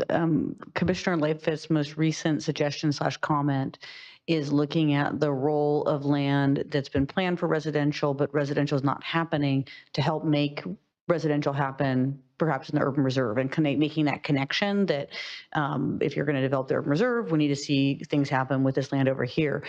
Another thing I heard, and I can't remember if it was you, Commissioner Lightfoot, or somebody else, was really examining the actual inventory, the 9,000 unit inventory, and one policy direction that we could explore, and these things can happen all at once. It's not a showstopper. Is like, what would it take to get these sites that have been planned for housing for a long time, that are approved for housing, to actually happen? Both those things are probably best tackled in a comprehensive general plan update, but one is not at the table right now because, so I think Commissioner Lightfoot, I think you're looking at, if you're talking about the fact that when we do new developments, especially new master plan communities, we'll do that through a development agreement, and we will have developers offering public benefits, not just the public benefit of building a new road that goes to their development and other developments, not just the public benefit of perhaps extending sewer even to help plan for the future, but what other public benefits can they offer? And I hear your specific suggestion is what use could be made of some of these lands that have been kind of in abeyance for a long time. So I understand the suggestion, and it's totally, this has been very helpful to me, so. Yeah, my question was more toward how would that work? Is that a policy change? Is that something that would just make it into a development agreement? I'm going to have to give some thought to that. Okay. Yeah. All right, Commissioner Wilkerson and then Fortney. Thank you for the time. In 1974, my parents arrived in Vacaville because my dad got stationed at Travis Air Force Base. They didn't have a choice. They were forced. They ended up in Travis. My father then started commuting to San Francisco to work. And the only place they could afford to live at the time was Vacaville. And the cost of living then, my mom tells me, when they bought their house in 76, the interest rate, $56,000, how much it was. And I was like, I wish I had that problem now. I wish I had that cost of living of first house being $56,000. My first house was 4 times that amount.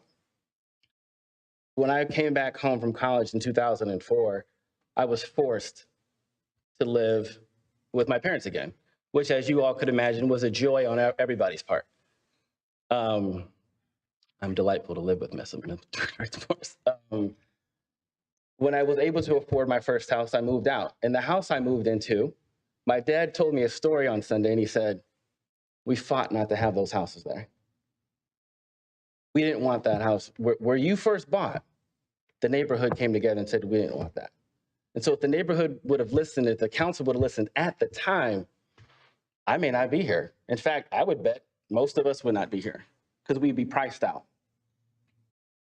So coming back to the town that I was born and raised in and that I love was a difficult situation.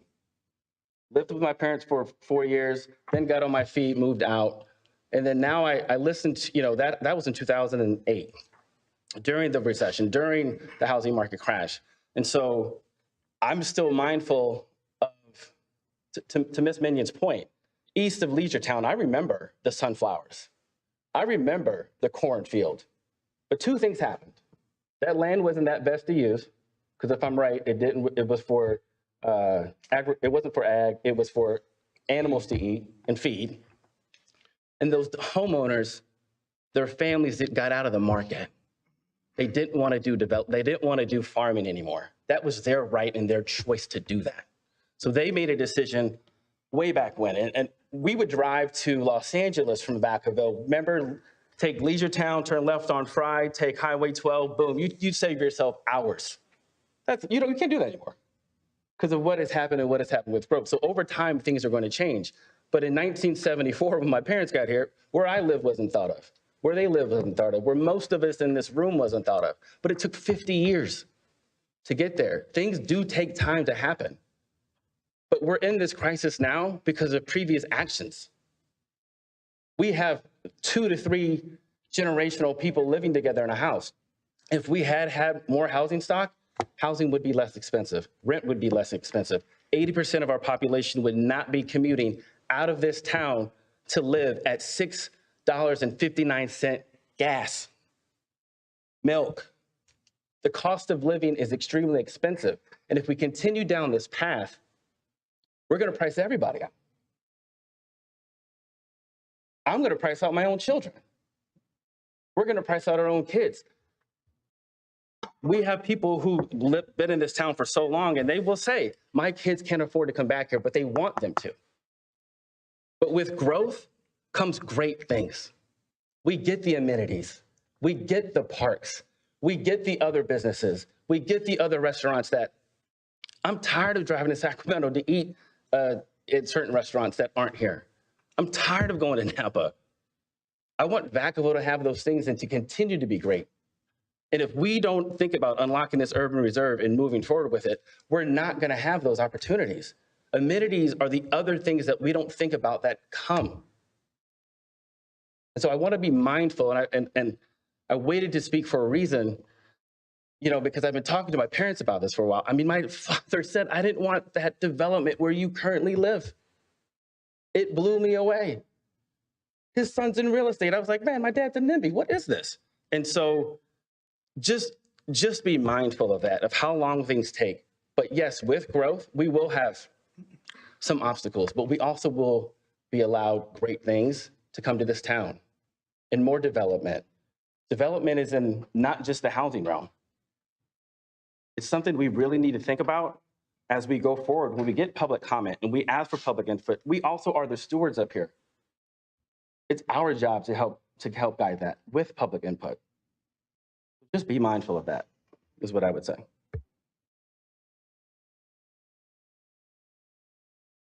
Yeah, I was piggybacking off of Commissioner Lightfoot's comment, and I would be supportive of the same thing. I know you're going chair to close, and I know you're looking at that methodology, and I have a feeling where we're going. That was kind of why I wanted to jump in and say, where are we as a commission? Are we looking at, not a recommendation, but discussing historically, asking staff to historically give those numbers to the council when you present or have those numbers available to them? And policy-wise, is there a way, do we take those constraint, properties, and I don't know, if they're not going to be all single family or multifamily. I remember years ago, this was in the redevelopment days, and I don't know if you were able to do it. Suisun was in a horrible mess, the city of Suisun. And it was Mayor Jim Sparing took every piece of property that had constraints like this and basically put a transitional zoning on it and said, you, the owner, you, the applicant, bring it to us for the highest and best use for you. We'll look and validate whether it brings revenue to the city, and then we'll decide then. But it took all of these skewed numbers off of the residential role of potential being units that we all know might not be. Now it's private property. So I don't know how we get there, but I'm supportive of if those units can be removed from the housing, how do we find another alternative use for them? So that the landowner actually gets something, but the city gets revenue in the future out of it, so. Yeah. No, jump in. I really am mindful of the fact that our numbers are unrealistic. And maybe that's not a fair, it's an unnecessarily strong comment. Unrealistic is not, well, I've heard different comments about whether 9,000 is viable. And I think that Ralph's point, really moves us towards something that I think might help us to understand what is viable, or just if there's a way to, or if there's a different approach. But yeah, big yes. Giant asterisk goes on it. I don't know what that looks like, but if there's a way to know, well, what can go there? This is private property, so what is the development community interested in seeing there? And I think that let's not forget what Dr. Morris said about the general plan is not before us, but some of this is a general plan issue that can be dealt with in the next revision. But I didn't mean to cut you off. No, it was kind of throw it out there. I kind of want to get away from status quo. I appreciate the way, the methodology, and what you were doing, but to me, that just sounds like we do exactly what we're doing. And we're not achieving the goals we want to achieve. I'm not hearing from anyone that status quo is acceptable. And the other thing, back to Commissioner Vanta, can we it's not for us to talk about, but it obviously, since we have the panel right now to talk about inclusionary housing, and it might come from you or it might come from one of our applicants who do development in other cities. What else is happening in Solano County? Who has inclusionary housing policies put in place? Benicia just updated theirs. Fairfield has issued an RFP and is in the process, I believe, of consultant selection for their moving forward with inclusionary housing. Dixon is not pursuing inclusionary housing at this time. And then Vacaville, per our housing element, our council has to decide by the end of this year whether to further study it. And they've been generally positive about it. So I'm bringing them an action item on October 10th, seeking their approval, if they would like to do so, to allow me to issue an RFP to begin studying it here. Okay, thank you. Yeah, so. Go ahead, I'll let you. Certainly. I think that we've heard some really helpful comments from the development community. I would love to receive written comments. I read them all. And I think that the comment about the census numbers is provocative to me because I'd like to see how that fits into our ability to know that we're making a meaningful difference with the types of housing that we're building. And so if that means that we're also going back in time to a point that we're maybe excluding aberrant periods, or if I think that you don't have an easy job there to figure out in light of also the work from home. I work from home now, and I didn't used to. When I bought my house, I didn't work from home. I was driving either San Francisco, Sacramento, Oakland. I bought my house because of the ability to get anywhere, and I think that, many homeowners that are here now maybe are in a different reality, or many people, maybe not just even homeowners. I mean, just people who live here are in a different reality. So how does that impact your thinking? I mean, does the work from home change factor into any of this? Thank you for that provocative question, Chair Klein. For me, and I guess for urban planners as a profession, we have a lot of relationships to the way that real estate professionals think in some ways and the way that home builders think. If more people work from home, that changes the type of house they might prefer. It also gives them that flexibility of location where they might decide to live somewhere different because they're not having to get to all the places you described from sort of one central hub. So it's definitely a factor. At the city, we've gotten some questions about how we've taken into account working from home in our traffic numbers and in our VMT analysis. And the answer is it's too soon to study it because the data is still happening in real time. It's a provocative question. I don't have an answer to it except for that I think that as people's lifestyles change, ultimately that often drives change in housing preference if there is a variety of housing to choose between, and assuming that people have the means to make those choices. Well, yeah, I appreciate that. And I know that it's not a fair question, but I know that like you read about what's happening in San Francisco, and we're not San Francisco, but we have a lot of people moving from San Francisco to Vacaville and to Sacramento. And you hear about downtown office buildings being converted into housing. That's not going to happen here because we don't have a glut of downtown office buildings. We don't have any downtown office buildings. But I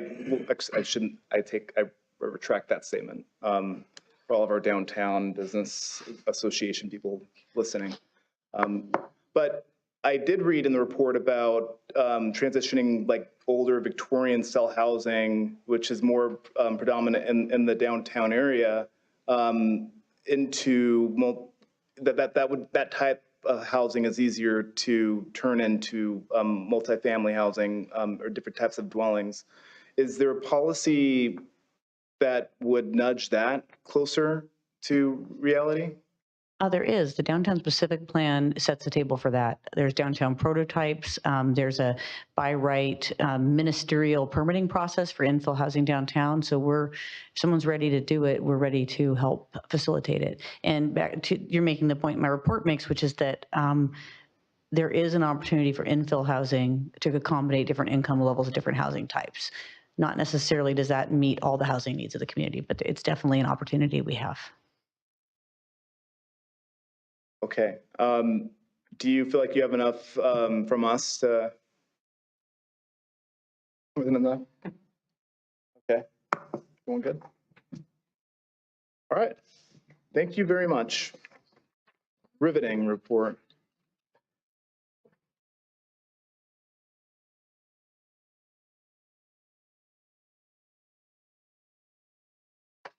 And now we know.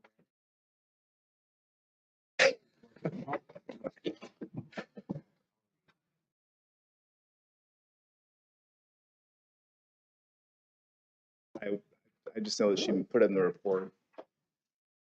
Okay, we will now move on to our public hearing item, which is the Weber Road construction yard. So commissioners, this is the time to disclose whether you met with anyone about the project and whether you received any new information that was not included in the staff report or attachments that would affect your review of the project. Speaking for myself, I have had no ex parte contact on the Weber Road construction yard, but others?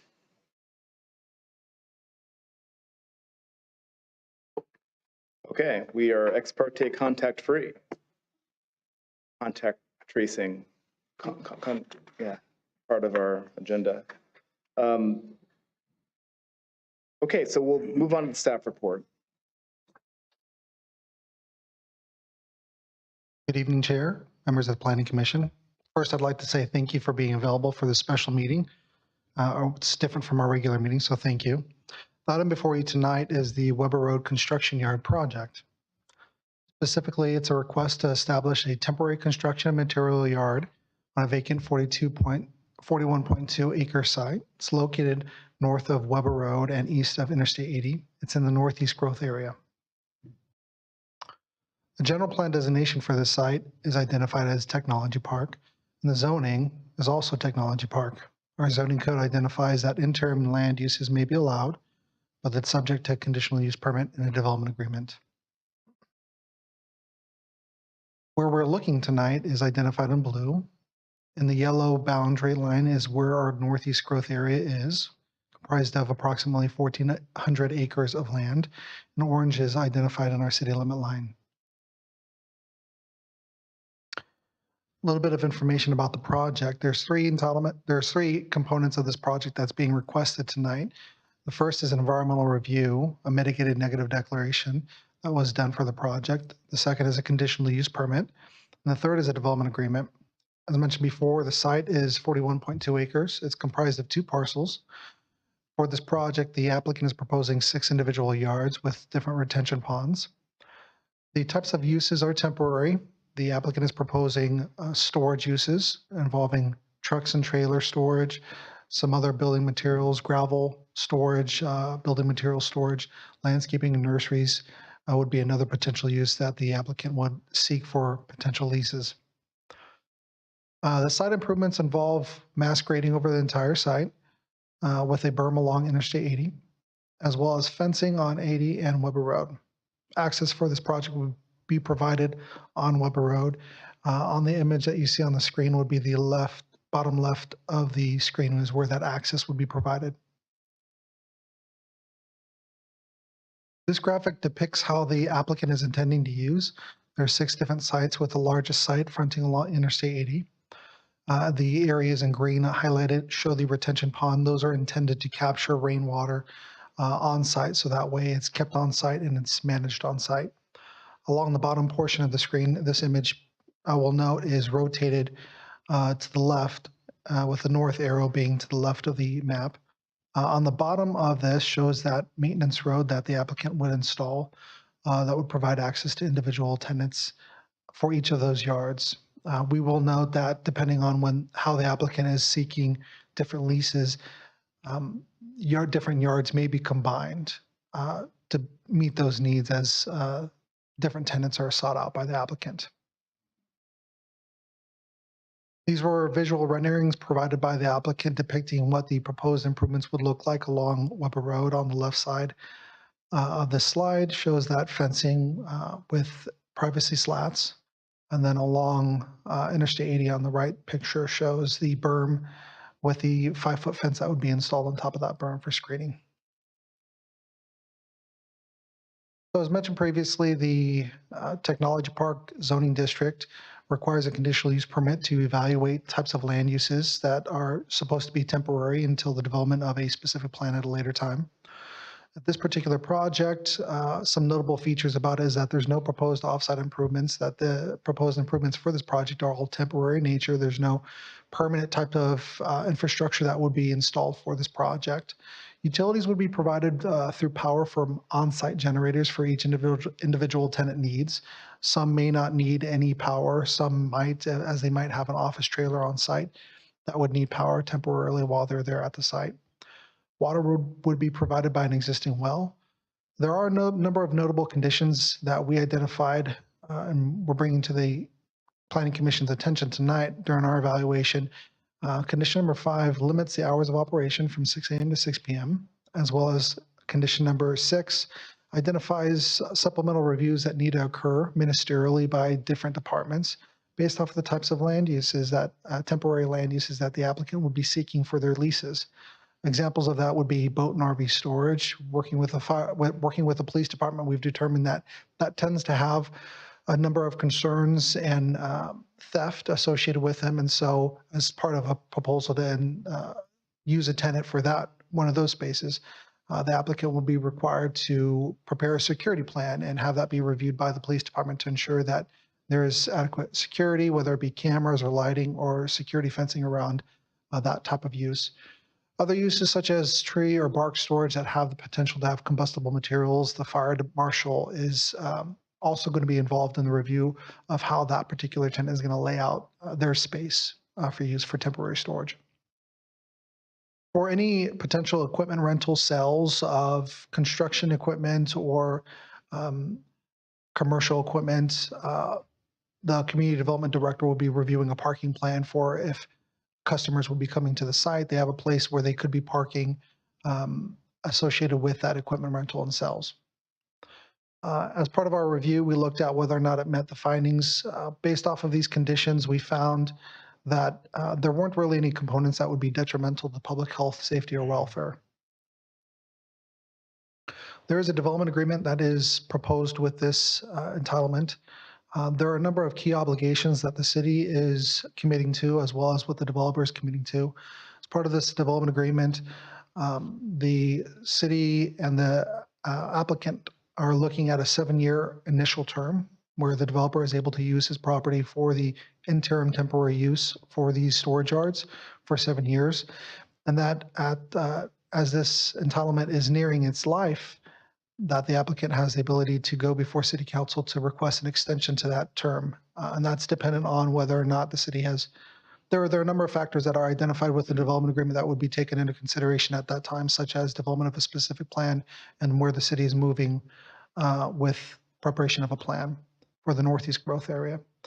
And then there's also developers' financial contribution must be used. There is an obligation that we'll go into below, but there's also an obligation for the financial contribution that the developer is going to be providing to the city as part of this project that we're going to be using it for the Northeast growth area, and that's identified within the development agreement.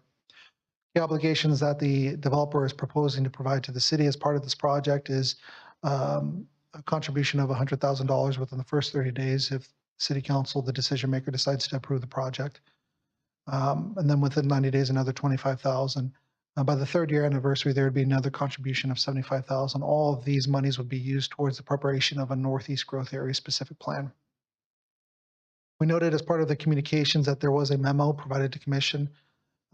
This is specific to section 11.2.4 related to public improvements. The original development agreement that was published with the staff report identified a trigger mechanism that the developer had to dedicate a certain easement, certain frontage improvements along Weber Road prior to obtaining a building permit. And working with our colleagues over at the Public Works Department, we realized we didn't know what type of frontage needed to be dedicated as part of an eventual plan for the widening of Weber Road. So we worked with Public Works as well as the City Attorney's Office to determine that it would be more appropriate that should the City Council decide to adopt a specific plan for the Northeast growth area, that the developer would be obligated to record whatever those frontage improvements would be needed on his property to the city that would be dedicated to the city. And that's what's identified in that memo, or those strike through items to remove and the underline items to add.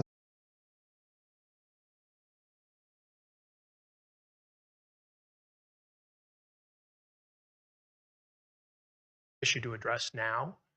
The one thing that we have taken into consideration as we work with staff, and I think even Stantec's look, we only have really one neighbor who's across the street on Weber Road, and the rest of it's really open.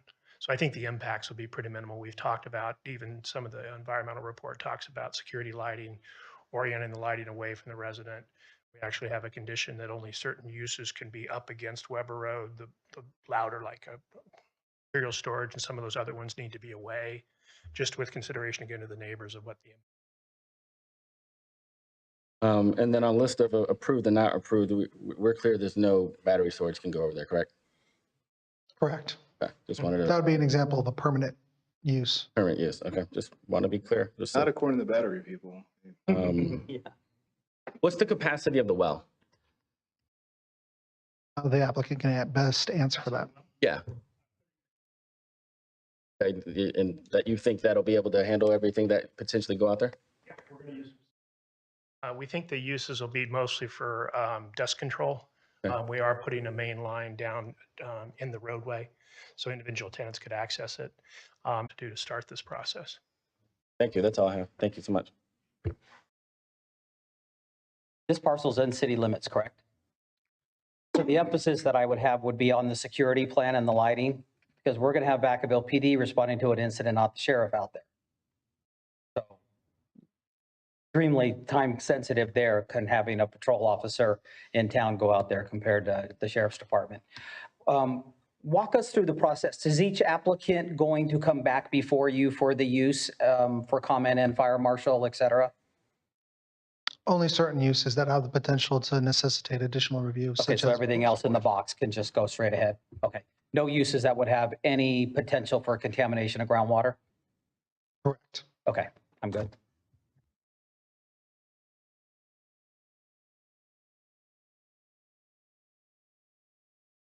Dr. Morris.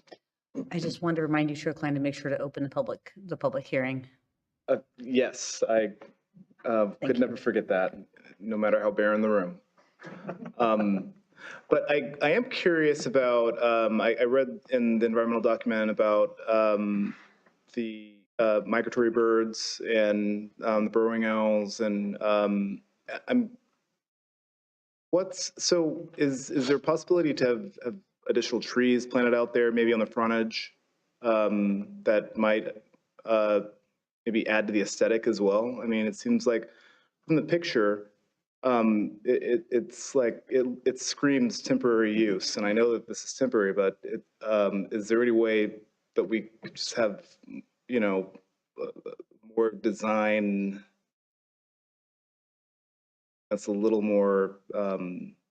Is there any thought to maybe like a green screen or something of that nature that might also tie in with replacing the loss of the eucalyptus trees and the like? So the commission has the authority to be able to add conditions onto the project, and certainly have the applicant here to discuss whether that's feasible or not.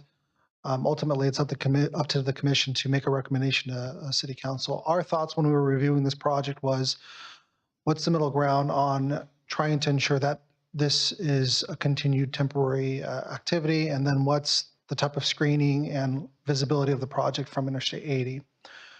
One of the things that we thought wasn't necessary was landscaping along Interstate 80, because the applicant would be installing a berm, a 3-foot berm with a fence. We also have conditions of approval that any high storage type of uses can't occur within those first 2 tenant spaces that are closest along Interstate 80. And that's mainly intended to, let's get those lower ground uses that aren't visible closer to Interstate 80 so people won't be able to see them. Yeah, and Albert, you might recall from, we would think we heard a report offsite at the commissioner's training about the incidence of asthma in Vacaville lead the state. And it has a lot to do with how properties developed, is what we heard from the county health officer. So for a project like this, I'm fine with it. I think a green screen along the 80 would tend to make it more of a aesthetically pleasing site, but it also ties into some real key public health challenges that are unique to Vacaville. Mr. Griggs, have you? Explored landscaping. I think there's a challenge with maintenance, especially on top of a berm. You know, and we're going to put the berm, we're going to make it out of rock so it doesn't have weeds, et cetera. I think, you know, it's not a true description of green screen, but the images that Albert showed, we could easily turn that into green. I mean, there's green slatting that's readily available if you think that might help soften it. I think the concept of additional trees, you know, environmentalists or the Stantec folks could probably tell you, but I found in the past they're actually perches for a lot of predators, for burrowing owls, et cetera. I don't think we'll have many, you know, it's going to be all graded and it's mostly going to be rock, so we probably won't have much. But that's part of the reason we paid the $323,000 to buy land elsewhere, to make sure there's habitat for them. Got it. So is that something that you're not really keen on, trees along the 80, or? Honestly, it comes down to maintenance and first dollar and really long-term benefit. You know, to plant a tree that you know is potentially going to be there for 7 years, because long-term, you know, I know the city under Aaron and all the consultants that'll work on this for the next 5 to 7 to 10 years trying to master plan this. They're going to have standards of how the freeway frontages are going to look. Everything will be landscaped consistently. So anything we'd put in would definitely be temporary. And that's where we kind of came to, I think, a pretty good compromise with the city about the slatting. But again, you know, we could change the color if that made a difference to anyone. Okay. Okay. Vice Chair Rudin? I just wanted to kind of, well, I pretty much agree with the applicant that whatever is there will be temporary. And I think that any kind of landscaping would be part of a larger, when the, sorry, I'm getting tired now, a strategic plan goes in, that also they're on well water. So to have to run the pump, to landscape, to water a tree, I've already lost 2 trees in my backyard and I water the things. So I think it would just be undue cost and burden on the applicant. For that technology park? No, it's not. The way that the technology park is that we're working through temporary uses within the Northeast growth area.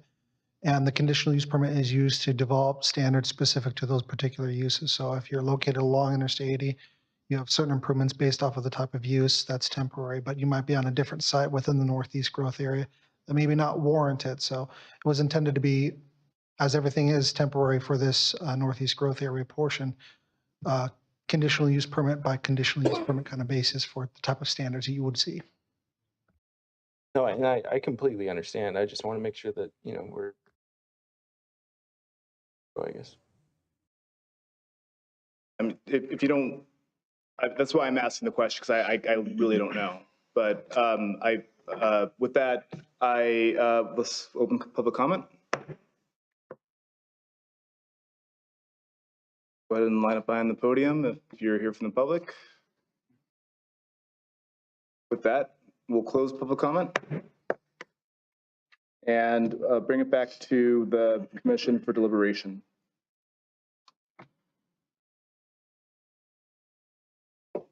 All right, can we have a motion? If I might clarify for the commission, just to make sure to incorporate that revision that we noted under that section of the development agreement as part of whatever motion is made. Question? Yeah.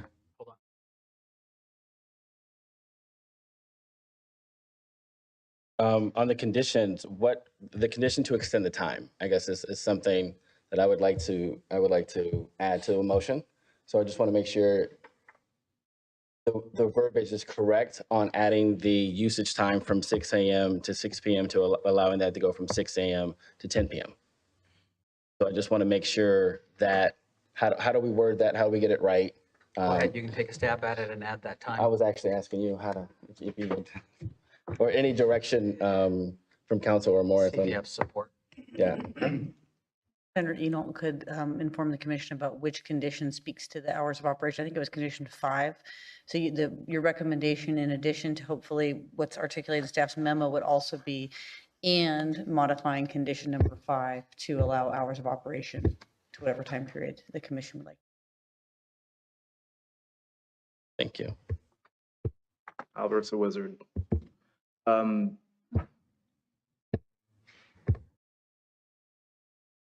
Yeah. You're good?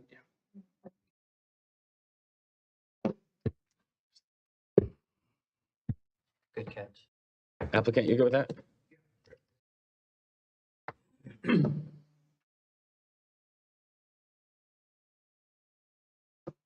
Well, did you want to make the motion?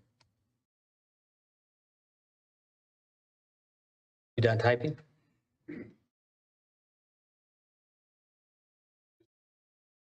Yeah. Okay. I'll make a motion. By simple motion, recommend that the city adopt a resolution of the city council of the city of Vacaville adopting an initial study mitigated negative declaration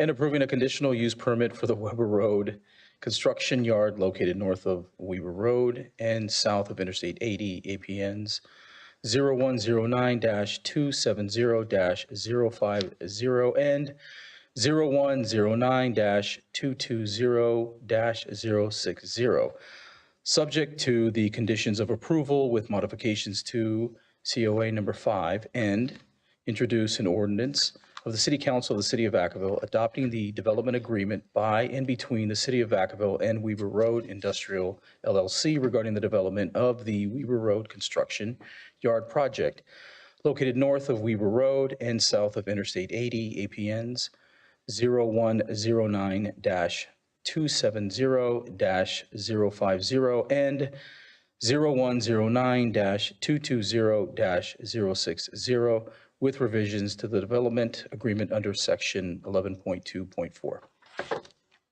Thank you. I'll second. Thank you both. Will the I got clerk- these, Joe. Yeah, you're indispensable. Will the clerk please call the roll? Commissioner Wilkerson. Commissioner Fortney. Yes. Vargas. Yes. Commissioner Lightfoot. Yes. Bonta. Yes. Vice Chair Rudine. Yes. Chair Klein. Yes. Motion passes. Terrific. Thank you. Great job, Albert, and appreciate you coming for us, Mr. Griggs. Good luck.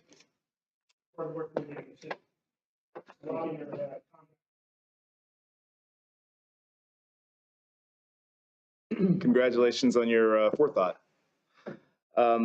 Because this is a special meeting, we will not be sharing comments this evening. So with that, we've reached the end of our evening. As a reminder, our next meeting will be the regular meeting on Tuesday, October 17th, 2023.